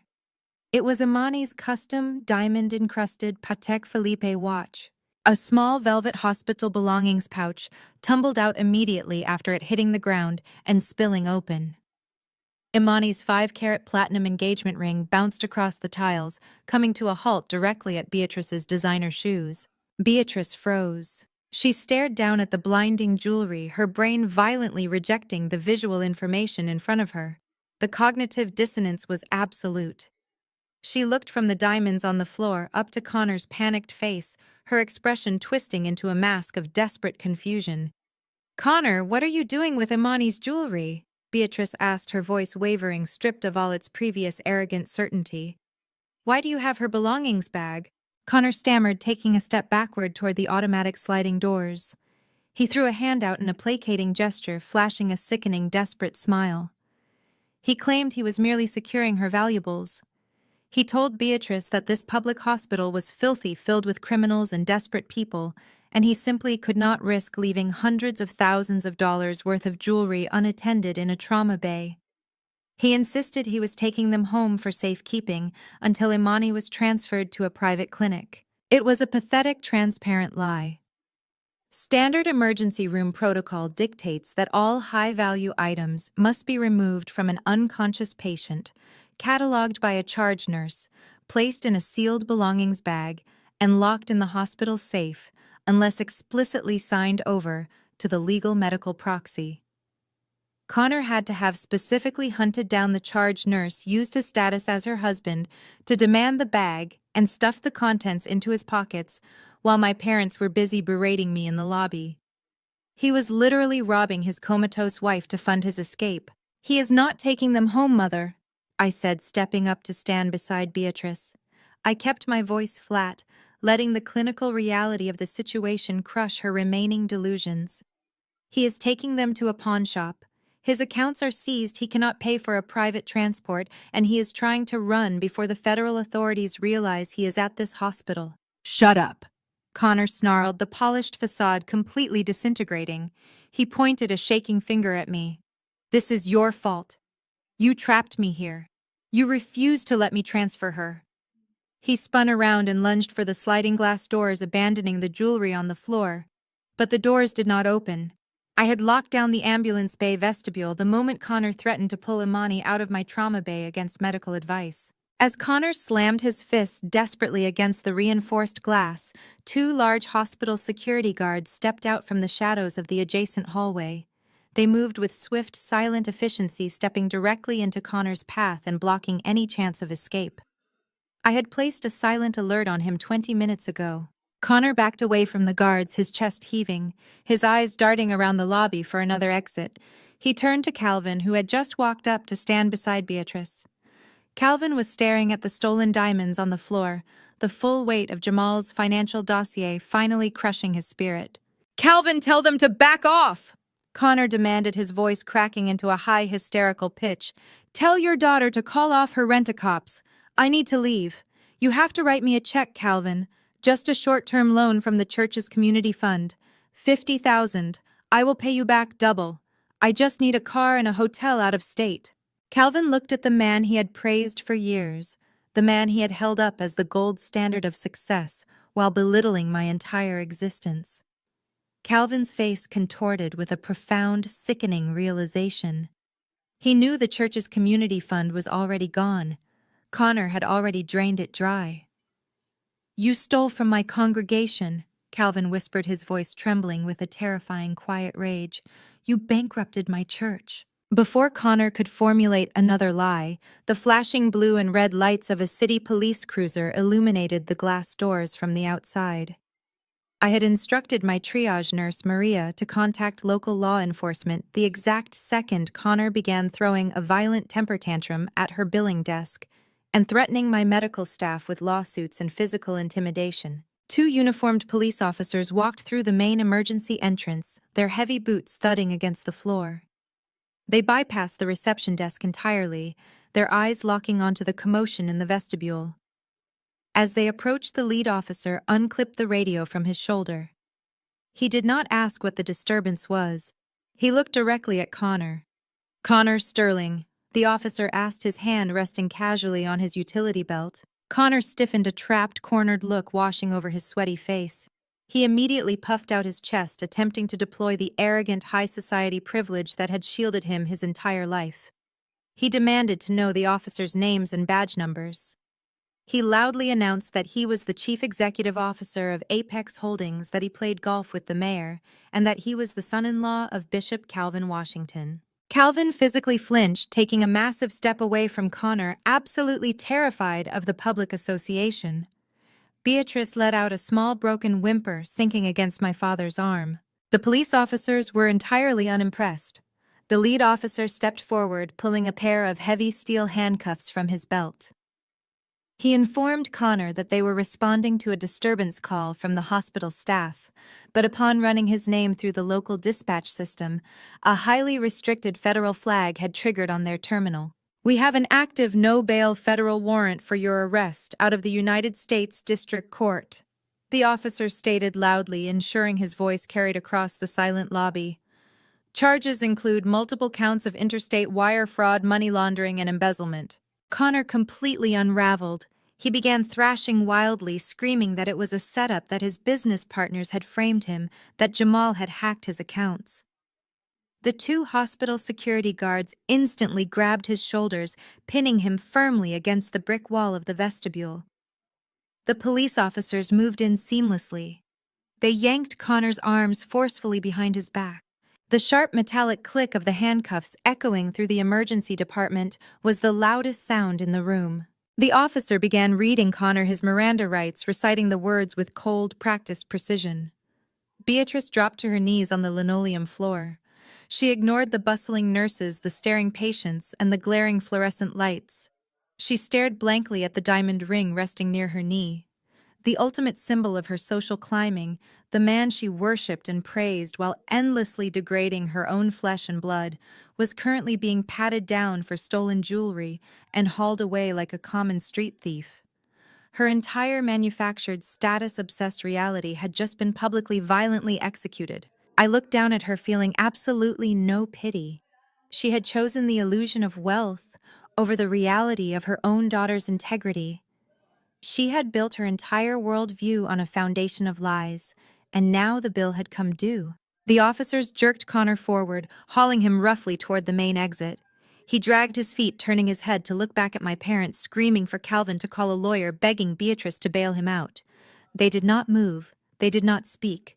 They watched in absolute silence as the automatic doors slid open and the police shoved their perfect high-value son-in-law into the back of a waiting squad car. The heavy glass doors slid shut, sealing the freezing night air outside. The lobby descended into a stunned, heavy silence. Jamal stepped up beside me, his hand resting warmly on the small of my back, an anchor of absolute stability in the wreckage of my family. Before anyone could take a single breath to process the catastrophic arrest, the atmosphere shattered completely. The bright overhead lights in the corridor suddenly flashed. A piercing, continuous, and absolutely deafening alarm erupted from the critical care wing, cutting through the silence like a siren. It was the distinct, terrifying shriek of a Code Blue rapid response alarm. "Code Blue Trauma Bay 1. The automated overhead system announced, the robotic voice echoing down the hall. "Code Blue Trauma Bay 1. Maria sprinted out from behind the reception desk, her face entirely drained of color. She looked directly at me, her eyes wide with panic. "Dr. Washington!" Maria shouted over the blaring alarm, pointing frantically down the hall. "It is Imani. She is waking up." I did not hesitate for a single fraction of a second. I spun on my heel and broke into a dead sprint down the brightly lit hospital corridor, my pristine white attending coat billowing behind me. The polished linoleum floor squeaked under the rubber soles of my shoes as I bypassed the stunned patients in the waiting area, pushing through the heavy double doors that led directly into the intensive care unit. I could hear the heavy, frantic footsteps of Beatrice and Calvin desperately trying to keep pace behind me, their breaths coming in ragged, panicked gasps. The sound of the code blue alarm was absolutely deafening inside the enclosed critical care wing. It was a high, rhythmic, piercing tone designed to slice through the ambient noise of the hospital and trigger an immediate surge of adrenaline in every medical professional on the floor. I skidded around the final corner and slammed my hand against the automated sensor plate of Trauma Bay 1. The glass doors slid open with a sharp mechanical hiss, revealing a scene of absolute barely contained chaos. Imani was completely awake. She was in the throes of severe medically precipitated withdrawal, a violent physiological reaction caused by the massive doses of Narcan currently stripping the lethal cocktail of synthetic opioids from her brain receptors. She was thrashing wildly against the padded soft restraints that the intensive care nurses had secured to her wrists and ankles. Her hospital gown was soaked in cold, clammy sweat, and her skin had taken on a pale, sickly greenish hue under the harsh surgical lights. Monitors were blaring, tracking her dangerously elevated heart rate as she kicked her legs desperately, trying to rip the intravenous lines out of her bruised, track-marked arms. Two seasoned trauma nurses were leaning over the bed, using their body weight to keep her stabilized so she would not pull out her catheter or damage her airway.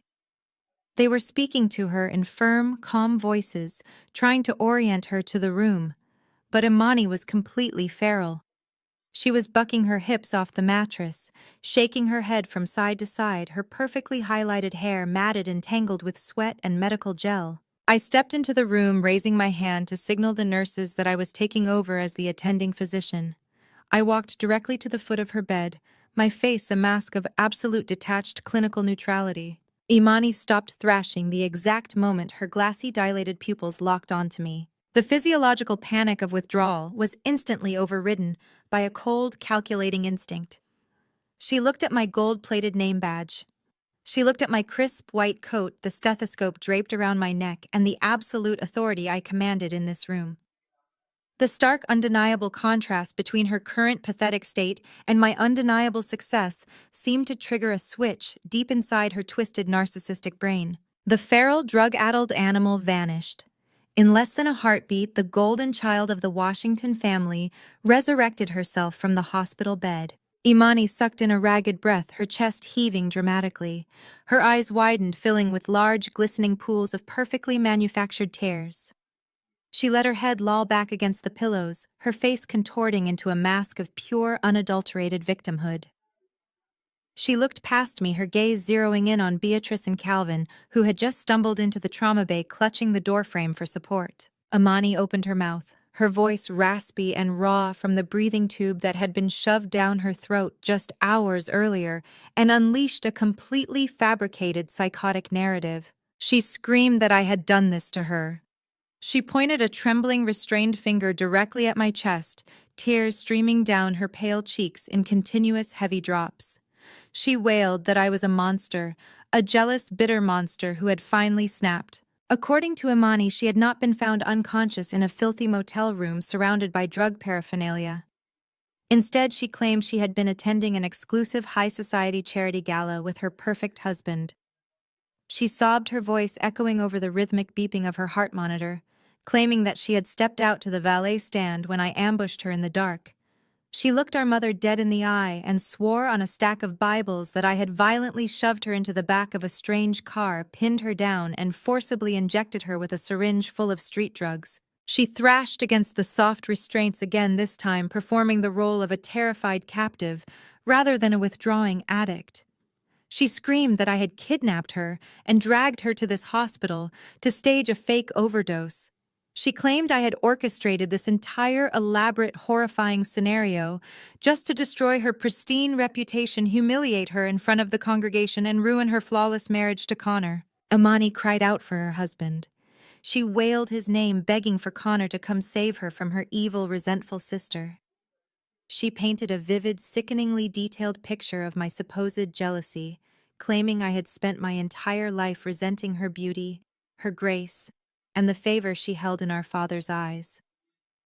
She actually managed to choke out a sob so violent it made the trauma nurses exchange bewildered, horrified glances. She swore that I had planted the drugs in her system to make her look like a common junkie, all because I could not stand the fact that she was living the luxurious, blessed life that I had always desperately wanted. Calvin stood frozen by the doorway. The towering, intimidating bishop of the largest megachurch in the city looked absolutely shrunken. He stared at his golden daughter, the child he had placed on an impossibly high pedestal, the child he had banished me to protect. He was literally watching her lie through her teeth. The financial dossier Jamal had dropped on the table was still burning a hole in Calvin's mind. He had just seen the undeniable proof that Imani had forged documents to steal my education fund. He had just watched Connor get hauled away in handcuffs for draining his church dry. Calvin knew with absolute terrifying certainty that every single word coming out of Imani's mouth was a psychotic, manipulative lie. The cognitive dissonance was breaking him in half. He opened his mouth to speak, to stop the madness, to finally put an end to the delusion he had fostered for decades. But he was too weak. He was too cowardly. He simply closed his eyes and looked away, unable to face the monster he had created. Beatrice, however, made a very different choice. My mother had just watched the man she considered the pinnacle of high-value society get read his Miranda rights and shoved into the back of a police cruiser like a common thug. Her entire worldview, built on wealth, status, and the illusion of perfection, was collapsing around her in a fiery wreck. She simply could not process a reality where her son-in-law was a federal criminal and her favorite daughter was a lying, manipulative drug addict. It would mean admitting that her entire life was a failure. It would mean admitting that I, the daughter she had emotionally abused and discarded, was the only successful person in the room. Her brain violently rejected the truth. It snapped like a dry twig under pressure, plunging her entirely into a state of aggressive, weaponized denial. Beatrice let out a primal, furious shriek. She shoved her way past the stunned medical staff, completely ignoring the sterile field and the tangled IV lines. She threw herself over Imani's hospital bed, wrapping her arms protectively around her thrashing, sweating daughter.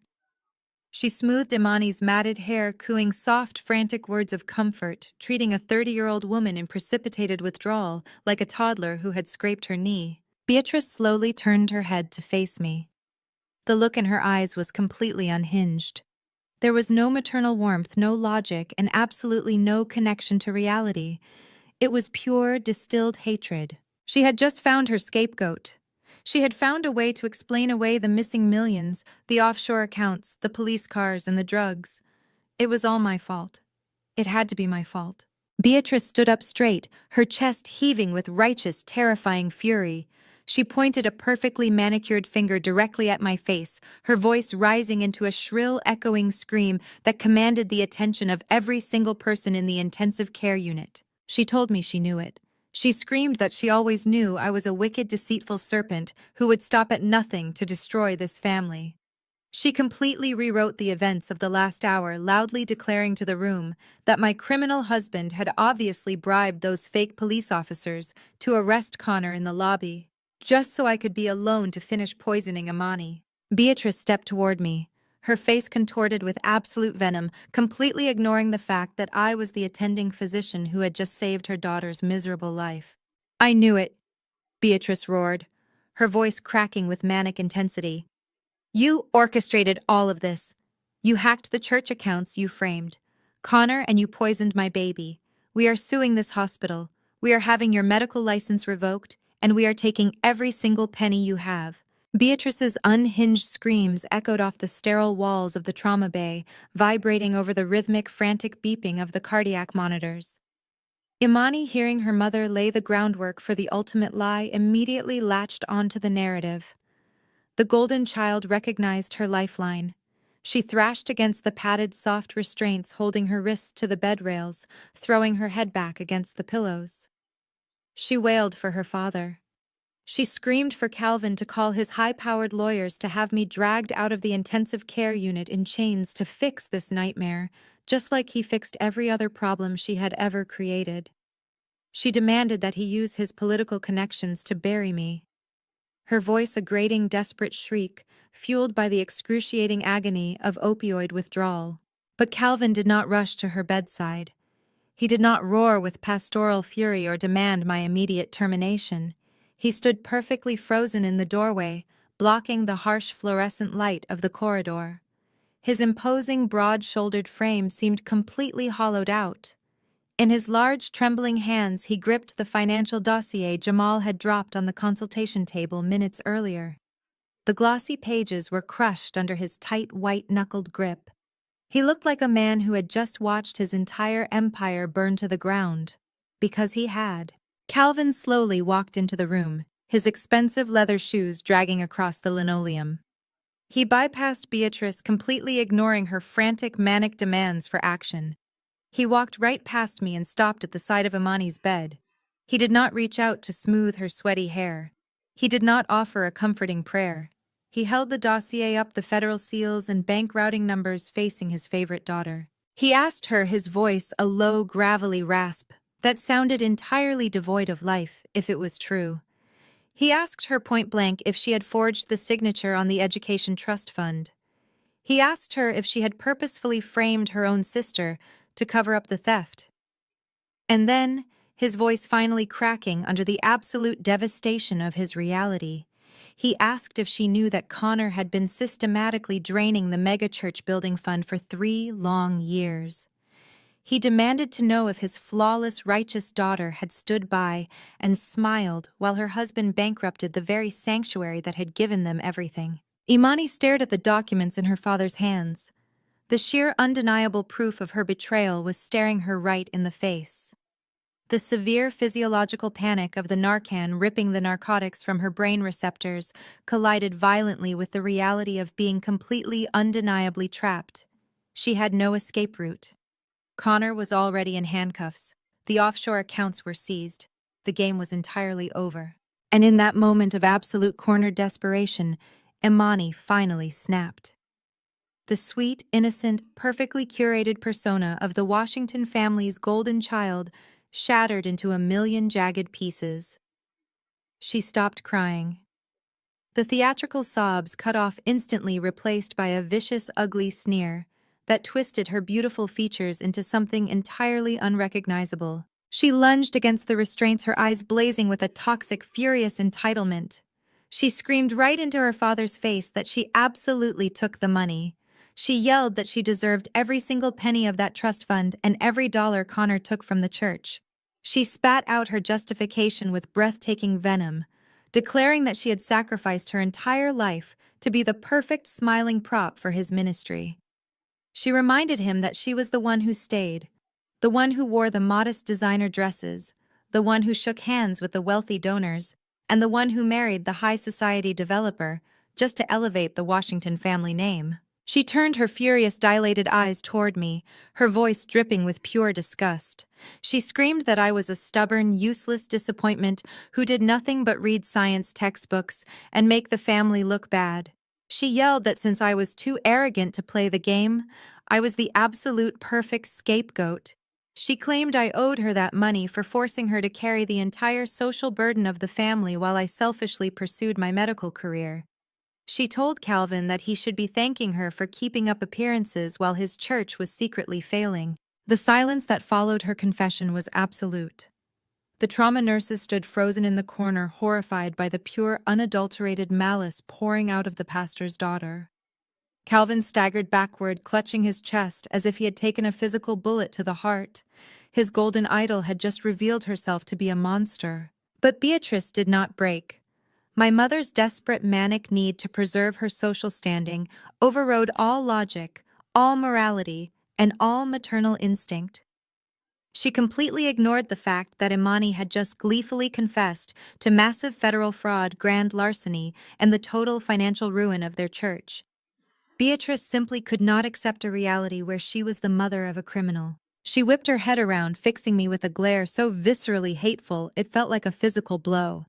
Instead of apologizing for throwing me out of her house, instead of begging for my forgiveness after falsely accusing me for 4 years, she doubled down with the most twisted, toxic gaslighting I had ever witnessed in my entire life. Beatrice marched up to me, jabbing her finger violently toward my face.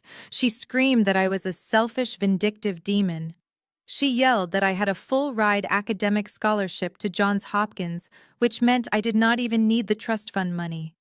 She actually had the audacity to scream that I should have just taken the blame quietly. She demanded to know why I could not have just absorbed the disgrace to protect my sister. She claimed that the $100,000 was a tiny price to pay for family unity and that I had maliciously withheld the truth just to set a trap for them. Beatrice's voice climbed into a hysterical screeching register. She accused me of waiting for the absolute worst possible moment to execute my revenge. She screamed that I had weaponized my medical badge and my ruthless tech billionaire husband to permanently ruin Imani's flawless marriage and completely destroy her father's ministry. She told me that I was dead to her, that I was a complete sociopath who derived sick pleasure from tearing apart my own blood relatives. Jamal immediately stepped in front of me, using his broad shoulders to physically block my mother's aggressive advance. He looked down at Beatrice with eyes like polished obsidian, completely unbothered by her manic shrieking. He calmly advised her to step away from his wife before he called the federal authorities back inside to add accomplice charges to her son-in-law's growing rap sheet. Beatrice let out a sound of pure feral rage. She realized she had absolutely no power over me anymore. I was not the terrified dependent college student she could banish to the streets. I was a respected trauma attending, backed by a husband who could dismantle her entire financial existence with a few keystrokes. But Beatrice was a woman who would rather burn the entire world down than admit defeat. She spun away from Jamal, her chest heaving, her eyes darting frantically through the large glass window of the trauma bay. Out in the main corridor, surrounded by a team of risk management lawyers and head nurses, stood Dr. Eris Thorne. He was the chief executive officer and lead administrator of the entire hospital network. He had clearly been summoned by the chaos unfolding in the emergency department. Beatrice's eyes lit up with a dangerous, vindictive triumph. She turned back to me, a cruel, manic smile stretching across her face. She promised me that if I thought I had won, I was sorely mistaken. She swore she was going to march right out into that hallway, tell the chief executive officer that I had purposefully drugged a patient out of personal spite, and ensure my medical license was permanently revoked before the sun came up. Without another word, she shoved the heavy glass door open and marched directly toward the hospital administrator to end my career forever. The heavy glass doors of the intensive care unit violently swung shut behind Beatrice as she stormed into the wide, brightly lit central corridor of the administrative wing. Her designer heels struck the polished floorboards with the force of a marching army. She was a woman possessed, running entirely on the fumes of her own shattered ego and desperate, clinging delusions. Nurses, technicians, and passing orderlies scrambled out of her warpath, pressing themselves against the walls to avoid the sheer kinetic force of her fury. The scent of her heavy, suffocating floral perfume clashed aggressively with the sterile, antiseptic smell of the hospital, leaving a trail of absolute chaos in her wake. Dr. Eris Thorne, the chief executive officer and lead administrator of the hospital network, was standing near the central nurses' station. He was a tall, distinguished man with silver hair and a tailored charcoal suit, possessing a reputation for absolute unyielding professionalism. He was currently speaking in low, urgent tones, with the chief of hospital security holding a digital tablet that undoubtedly contained the real-time reports of the police activity that had just occurred in his lobby. He turned his head at the sound of the commotion, his brow furrowing as Beatrice closed the distance between them with terrifying speed. Beatrice did not bother with formal introductions. She did not request a private meeting in a designated office. She launched her attack right there in the middle of the crowded hallway, weaponizing her perceived status for maximum public humiliation.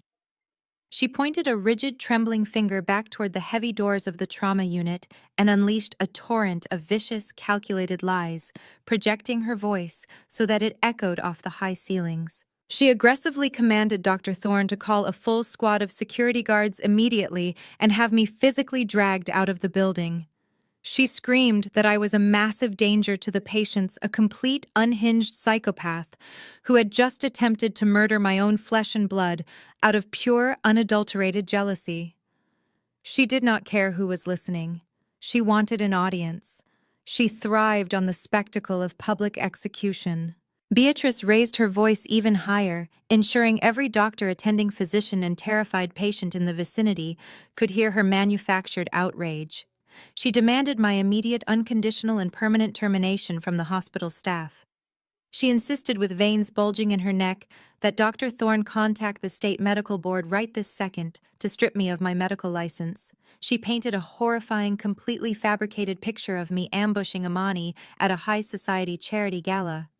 She sobbed dry, tearless sobs, claiming I had kidnapped her pristine daughter, dragged her into an alleyway, and pumped her veins full of synthetic opioids just to stage a fake overdose. She screamed that I was a bitter, resentful, low-class failure who had orchestrated this entire elaborate nightmare just to humiliate the flawless Washington family legacy. She actually accused me of hiring actors to pose as federal agents to arrest Connor in the lobby, claiming I was using my supposed tech thug husband to frame her perfect son-in-law for fraud, just to clear the path for my violent revenge against Imani.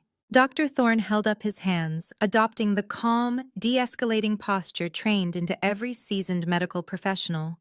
He kept his voice remarkably level, attempting to interject, to ask her to lower her voice, and to gently explain that he was already fully briefed on the factual medical realities of Imani's admission. He tried to tell her that the rapid toxicology screens, the police reports, and the federal warrants were all verified, documented facts that contradicted every single word she was saying. But Beatrice was completely incapable of listening. The reality of Connor being hauled away in handcuffs and the megachurch being functionally bankrupt was locked tightly behind a solid, impenetrable wall of cognitive dissonance. She was operating in a pure, terrifying survival mode of narcissistic rage. She was determined to burn my entire life to the ground to protect her crumbling illusion of superiority. When Dr. Thorne did not immediately snap his fingers, bow to her demands, and order my arrest, Beatrice took his calm professionalism as a direct, insulting challenge to her authority. Her face contorted into a mask of supreme, suffocating arrogance. She crossed her arms tightly over her chest, the heavy gold bracelets on her wrists clanking together sharply. She stepped directly into Dr. Thorne's personal space, attempting to use the sheer weight of her social standing to crush him into submission. She leaned in, her voice dripping with the kind of venomous entitlement that only decades of unchecked, fabricated wealth could produce.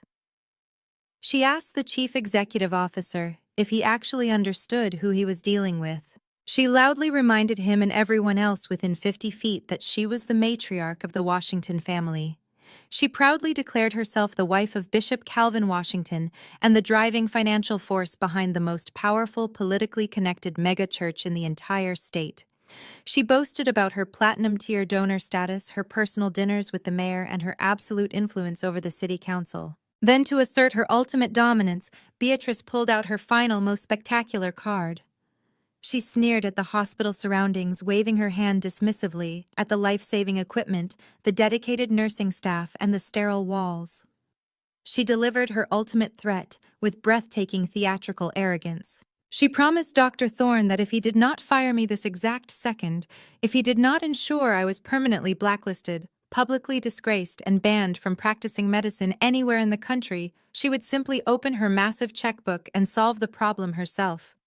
She boasted with absolute unwavering confidence that the Washington Family Trust would immediately initiate a hostile financial takeover of the hospital's funding. She proudly, loudly claimed that she and Calvin would personally buy the entire emergency and trauma wing. She swore she would write a check tomorrow morning to acquire the building, rebrand it under their megachurch's name, and make my humiliating termination the absolute first, non-negotiable condition of the multi-million-dollar acquisition. She swore she would use her vast, unlimited financial empire to crush this hospital's board of directors until they bent the knee to her will. She stood there, chest heaving, waiting for the chief executive officer to cower in fear of her unimaginable wealth. The busy hospital hallway went completely, utterly dead silent. The noise of the emergency department seemed to vanish, leaving only the distant rhythmic beeping of cardiac monitors and the low hum of the ventilation system. The medical professionals, administrative staff, and security guards, who had paused to watch the spectacle, exchanged bewildered, wide-eyed glances. The tragic, delicious irony of her threat hung heavily in the freezing air. Everyone in that hallway was staring at a woman who was loudly boasting about buying a hospital wing with church funds that her own son-in-law had already stolen. She was flexing a financial empire that was currently nothing more than dust debt and federal indictments. Dr. Thorne did not cower. He did not apologize. He did not scramble to appease the furious, supposedly wealthy donor standing in front of him. Instead, he simply stared at Beatrice. His expression was a portrait of complete, unadulterated confusion. He looked at her as if she were speaking a completely dead alien language. His eyes flicked from her flushed, manic face down to the digital tablet in his hands, and then back up to her. He was a man of logic, ledgers, and facts, and he was currently trying to process the sheer, staggering absurdity of a woman threatening to buy a hospital wing when he already knew the exact identity of the building's true majority shareholder. Slowly, deliberately, Dr. Thorne turned his gaze entirely away from Beatrice. He looked past her shaking shoulder, his eyes tracking down the hallway. His expression shifted from profound confusion to one of deep, respectful acknowledgement. His eyes found me. I stepped calmly out of the intensive care unit and into the bright hallway, leaving the chaotic noise of Imani's room behind me. Jamal walked silently at my side, his presence a solid grounding force. I did not rush. I did not look angry or defensive or afraid. I moved with the slow, measured grace of a woman who held every single card in the deck. I stopped a few feet away from my mother. I did not flinch under her hateful glare. I did not break eye contact with Dr. Thorne. I simply reached up with steady, confident hands, grasped the lapels of my crisp, white attending coat, and slowly fastened the center button. I smoothed the fabric over my chest, letting my gold-plated badge catch the harsh overhead light. A calm, chilling smile spread across my face.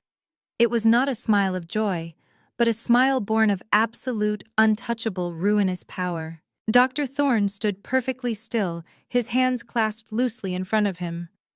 The chief executive officer of the hospital network looked at my mother with an expression that bordered on clinical fascination. He had spent his entire career navigating high-pressure situations, managing brilliant surgeons, and dealing with wealthy donors. But he had clearly never encountered a delusion quite as spectacular as Beatrice Washington. For a long, agonizing moment, the only sound in the corridor was the muffled, frantic beeping of the cardiac monitors through the thick glass doors of the trauma bay, punctuated by Imani's distant hoarse sobbing. Then Dr. Thorne chuckled. It was a dry, incredulous sound, completely devoid of humor. It scraped against the tense silence of the hallway. He looked down at the digital tablet in his hands, shook his head in sheer disbelief, and then looked back up at Beatrice. "Mrs. Washington," Dr. Thorne said, his voice echoing with cold, unyielding authority. "I am going to stop you right there before you embarrass yourself any further. You are not going to fire anyone. You are not going to buy this emergency department, and you are certainly not going to initiate a hostile takeover of this hospital network." Beatrice's jaw dropped. The heavy gold bracelets on her wrists clattered as she threw her hands up her face, flushing an angry, mottled red. She had expected fear. She had expected a desperate scramble for appeasement. Instead, she was being dismissed like an unruly child throwing a tantrum in a grocery store. "Excuse me," Beatrice shrieked, her voice vibrating with outraged entitlement. "Do you have any idea who my husband is? We have the capital to buy this entire building by tomorrow morning. You will do exactly as I say, or I will see to it that you are standing in the unemployment line right next to my deceitful daughter." Dr. Thorne did not flinch. He did not raise his voice. He simply turned his gaze slowly, deliberately toward me, offering a short, respectful nod. He turned back to Beatrice, his expression hardening into stone. "Ma'am," Dr. Thorne said, emphasizing the word with surgical precision, "Dr. Washington is not just an employee here." Beatrice froze. The aggressive, manic energy radiating from her body abruptly stalled. She blinked her brain, struggling to process a sentence that did not fit into her carefully constructed status-obsessed reality. She looked from Dr. Thorne to me, her eyes darting back and forth, as if trying to decipher a complex code. Calvin, who had just stumbled out of the trauma bay, looking completely hollowed out, stopped dead in his tracks.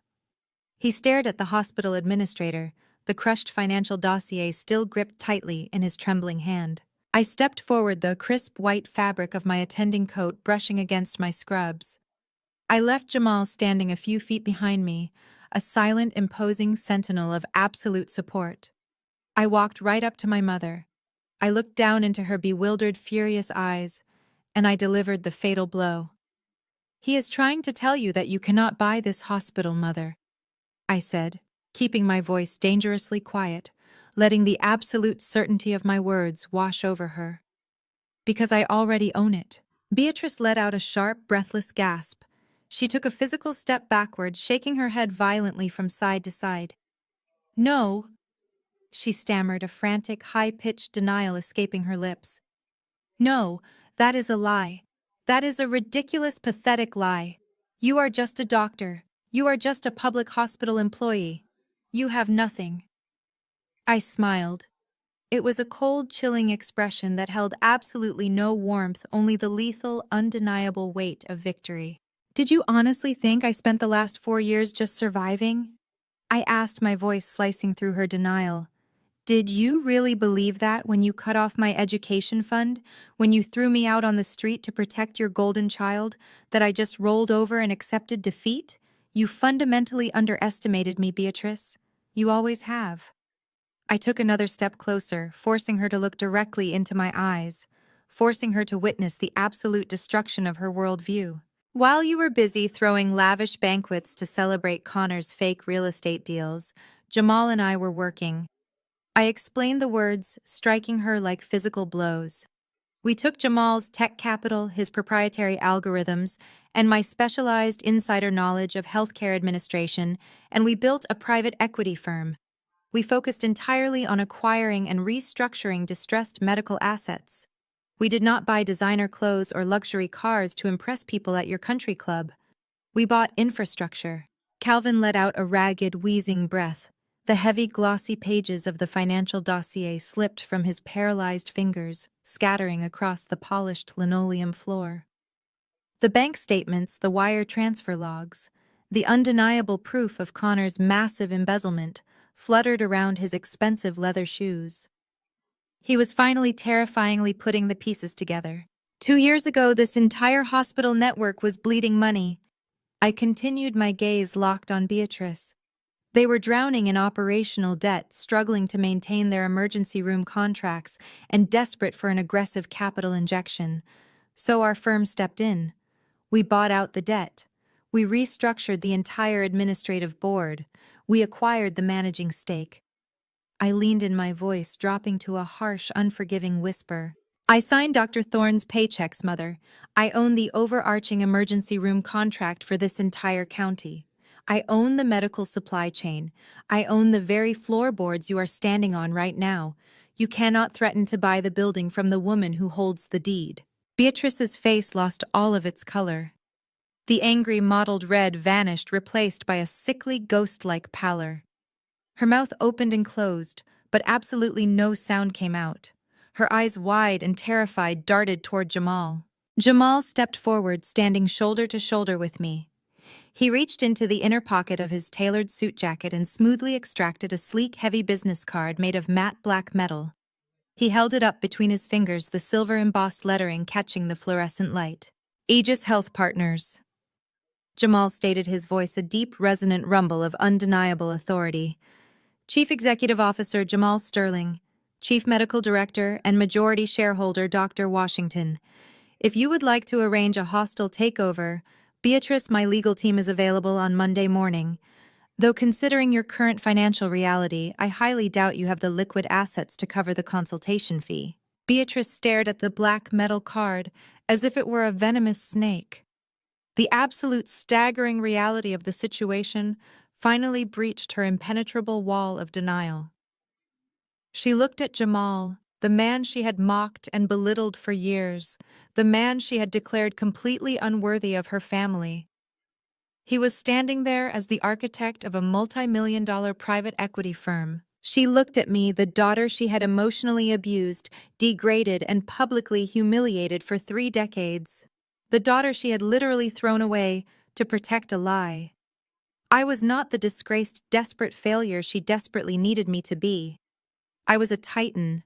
I held more power, more wealth, and more genuine influence in this single hallway than her entire manufactured social circle combined. The power shift was absolute and catastrophic. "You have nothing left, Mother," I said, my voice echoing in the silent corridor. I gestured toward the scattered papers at Calvin's feet, watching the broken patriarch stare blankly at the floor. "Your church building fund is completely gone. Connor drained every single penny to fund the illusion of wealth you were so desperately obsessed with. He did not build a real estate empire. He built a Ponzi scheme, and right now he is sitting in a federal holding cell, facing decades in prison for wire fraud, embezzlement, and money laundering." Beatrice let out a small, broken whimper, her hands flying up to cover her mouth. She shook her head, but she had nowhere left to run. The audience she had craved, the medical staff and security guards watching the spectacle, were now witnesses to her complete and total humiliation. "And your precious golden child?" I continued, pointing back toward the sliding glass doors of Trauma Bay 1, where Imani was still screaming and thrashing against her restraints. "Your flawless, perfect daughter is currently going through severe opioid withdrawal. She is a drug addict who nearly killed herself in a filthy motel room. She forged documents to steal my education fund. She framed me to cover her tracks, and she just confessed to all of it right to my father's face." Calvin sank slowly to his knees right there in the middle of the hallway. The towering, powerful Bishop Washington, a man who had commanded audiences of thousands, simply folded in on himself. He buried his face in his hands, his shoulders shaking with silent, heaving sobs. He had sacrificed his integrity, his church, and his eldest daughter on the altar of his own pride, and his reward was absolute ruin. "You built your entire existence on a foundation of lies, Beatrice," I said, looking down at my mother with a profound, icy detachment. "You worshipped status, you worshipped money, and you worshipped the appearance of perfection. You chose the illusion over the reality, and now the illusion is dead." I took a step back, aligning myself perfectly with Jamal. We stood together, an unbreakable, unified front against the wreckage of the Washington family. "Your church is a public disgrace," I stated, delivering the final crushing summary of their existence. "Your golden child is facing potential federal fraud charges. Your perfect son-in-law is a convicted felon who robbed your congregation blind. You are completely and utterly bankrupt. You have absolutely no power, no money, and no social standing left in this city." I let the silence stretch, letting the devastating weight of their destruction crush whatever remaining defiance lived inside them. "And the daughter you threw away," I said, a dark, victorious smile playing on my lips. "The daughter you called useless, the daughter you just tried to destroy, is the multimillionaire who holds your entire fate in her hands." The silence following my declaration stretched until it became a tangible, suffocating weight in the brightly lit corridor. I watched the absolute realization dismantle my mother piece by piece. The towering, invincible matriarch of the Washington family simply ceased to exist. Beatrice's knees abruptly gave out beneath her. She did not gracefully lower herself to the floor. She collapsed, hitting the polished hospital linoleum with a heavy, unceremonious thud.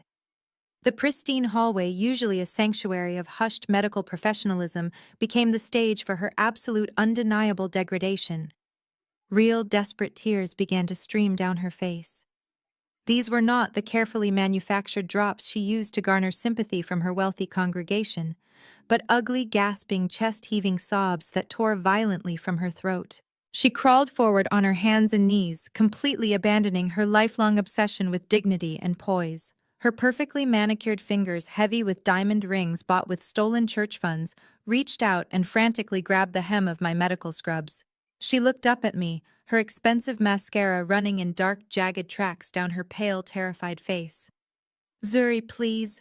She wept, using my name with a desperate pleading familiarity she had aggressively withheld for years. She begged me to save them. She pleaded, her voice cracking into a hysterical pitch, for me to write a check right now to cover Imani's immediate transfer to the exclusive oceanfront rehabilitation center they used to quietly sweep societal scandals under the rug. She frantically promised that if I just loaned Calvin the millions needed to replenish the church's drained building fund and pay off the federal investigators, they would eventually pay me back. She looked up at me with wild, bloodshot eyes, trying to invoke a moral high ground she had never once occupied. "We are family, Zuri! You have to help us. It is your Christian duty," she wailed, her voice echoing off the sterile walls. Calvin remained on the floor a few feet away, too shattered to even join his wife's pathetic begging. He simply stared blankly at the crushed financial dossier resting by his shoes, completely paralyzed by the sheer magnitude of his public moral and financial ruin. I did not pull my scrubs away from her grasping hands. I did not flinch, and I certainly did not offer a comforting prayer. I looked down at the woman who had discarded me like human trash to protect a lie. The woman who less than 5 minutes prior had viciously attempted to strip away my medical license and destroy my entire livelihood out of pure, unadulterated spite. I slowly knelt down, bringing my face perfectly level with hers. A frantic, desperate spark of hope flared in her tear-filled eyes, clearly thinking she had finally managed to manipulate my empathy. I leaned in incredibly close, ensuring my voice was a quiet, perfectly controlled whisper, meant only for her and the broken patriarch sitting behind her. "I do not have the space in my life for dropouts and thieves." It was the exact sentence she had spat at me 4 years ago as she slammed the heavy oak door of their mansion in my freezing, terrified face. The light in Beatrice's eyes died instantly. The breath rushed out of her lungs in a sharp, horrified gasp. She recoiled as if she had been physically struck by a heavy blow, her hands dropping limply from my scrubs to rest dead at her sides. She stared at me, the devastating reality of her absolute powerlessness, finally anchoring her to the cold floor. I stood back up smoothly, brushing out the fabric of my white attending coat, completely and permanently severing the emotional tie to my abusers. I turned my back on my parents and addressed my charge nurse, Maria, who was standing near the nurses' station with wide, stunned eyes. I transitioned instantly back into the chief medical director. I delivered my orders with crisp, unwavering clinical precision, stripping the emotion from the room entirely. "Maria, the patient in Trauma Bay 1, is to receive standard basic medical care for her precipitated withdrawal," I instructed, my voice carrying clearly down the hall. "No private suites, no specialized luxury accommodations. Furthermore, the billing department just confirmed that Connor Sterling's offshore accounts have been frozen by the federal government, and his credit cards have aggressively declined. The patient is completely uninsured." I picked up a digital medical tablet from the nearby counter, pulling up Imani's chart. "I am officially signing the transfer authorization forms right now." I continued, pressing my stylus against the glowing screen with a definitive binding stroke. "The absolute second she is medically cleared for discharge from this intensive care unit, you are to move her directly to the state-funded public rehabilitation facility downtown. They have a crowded, open ward system that accepts uninsured patients." Beatrice let out a strangled, horrified gasp at the thought of her golden child. A woman who only wore designer silk and demanded private chefs being forced to recover on a plastic mattress in a crowded, underfunded public ward, alongside the very people she had spent her entire life looking down upon. I turned my attention to the chief of hospital security, who was standing silently behind Dr. Thorne, waiting for my directive. "You are to officially ban Calvin and Beatrice Washington from all private medical floors and administrative wings," I commanded, projecting absolute authority. "They are to be escorted to the general public waiting area immediately. If they cause any further disruptions or if they attempt to contact the medical staff, you are to remove them from the premises entirely." I did not wait to watch the security guard step forward to haul my parents away. I did not look back at the wreckage of the people who had tried to destroy me. I simply reached out and slipped my hand into Jamal's warm, steady, and incredibly grounding grip. We turned in unison and began walking down the long, bright hospital corridor. Behind me, Beatrice finally shattered completely, letting out a harrowing, devastated wail of pure loss that echoed uselessly off the walls. From inside the glass walls of the trauma bay, the muffled sounds of Imani's frantic, entitled tantrums continued to rage, completely powerless against the locked doors and the bleak, undeniable reality of her new existence.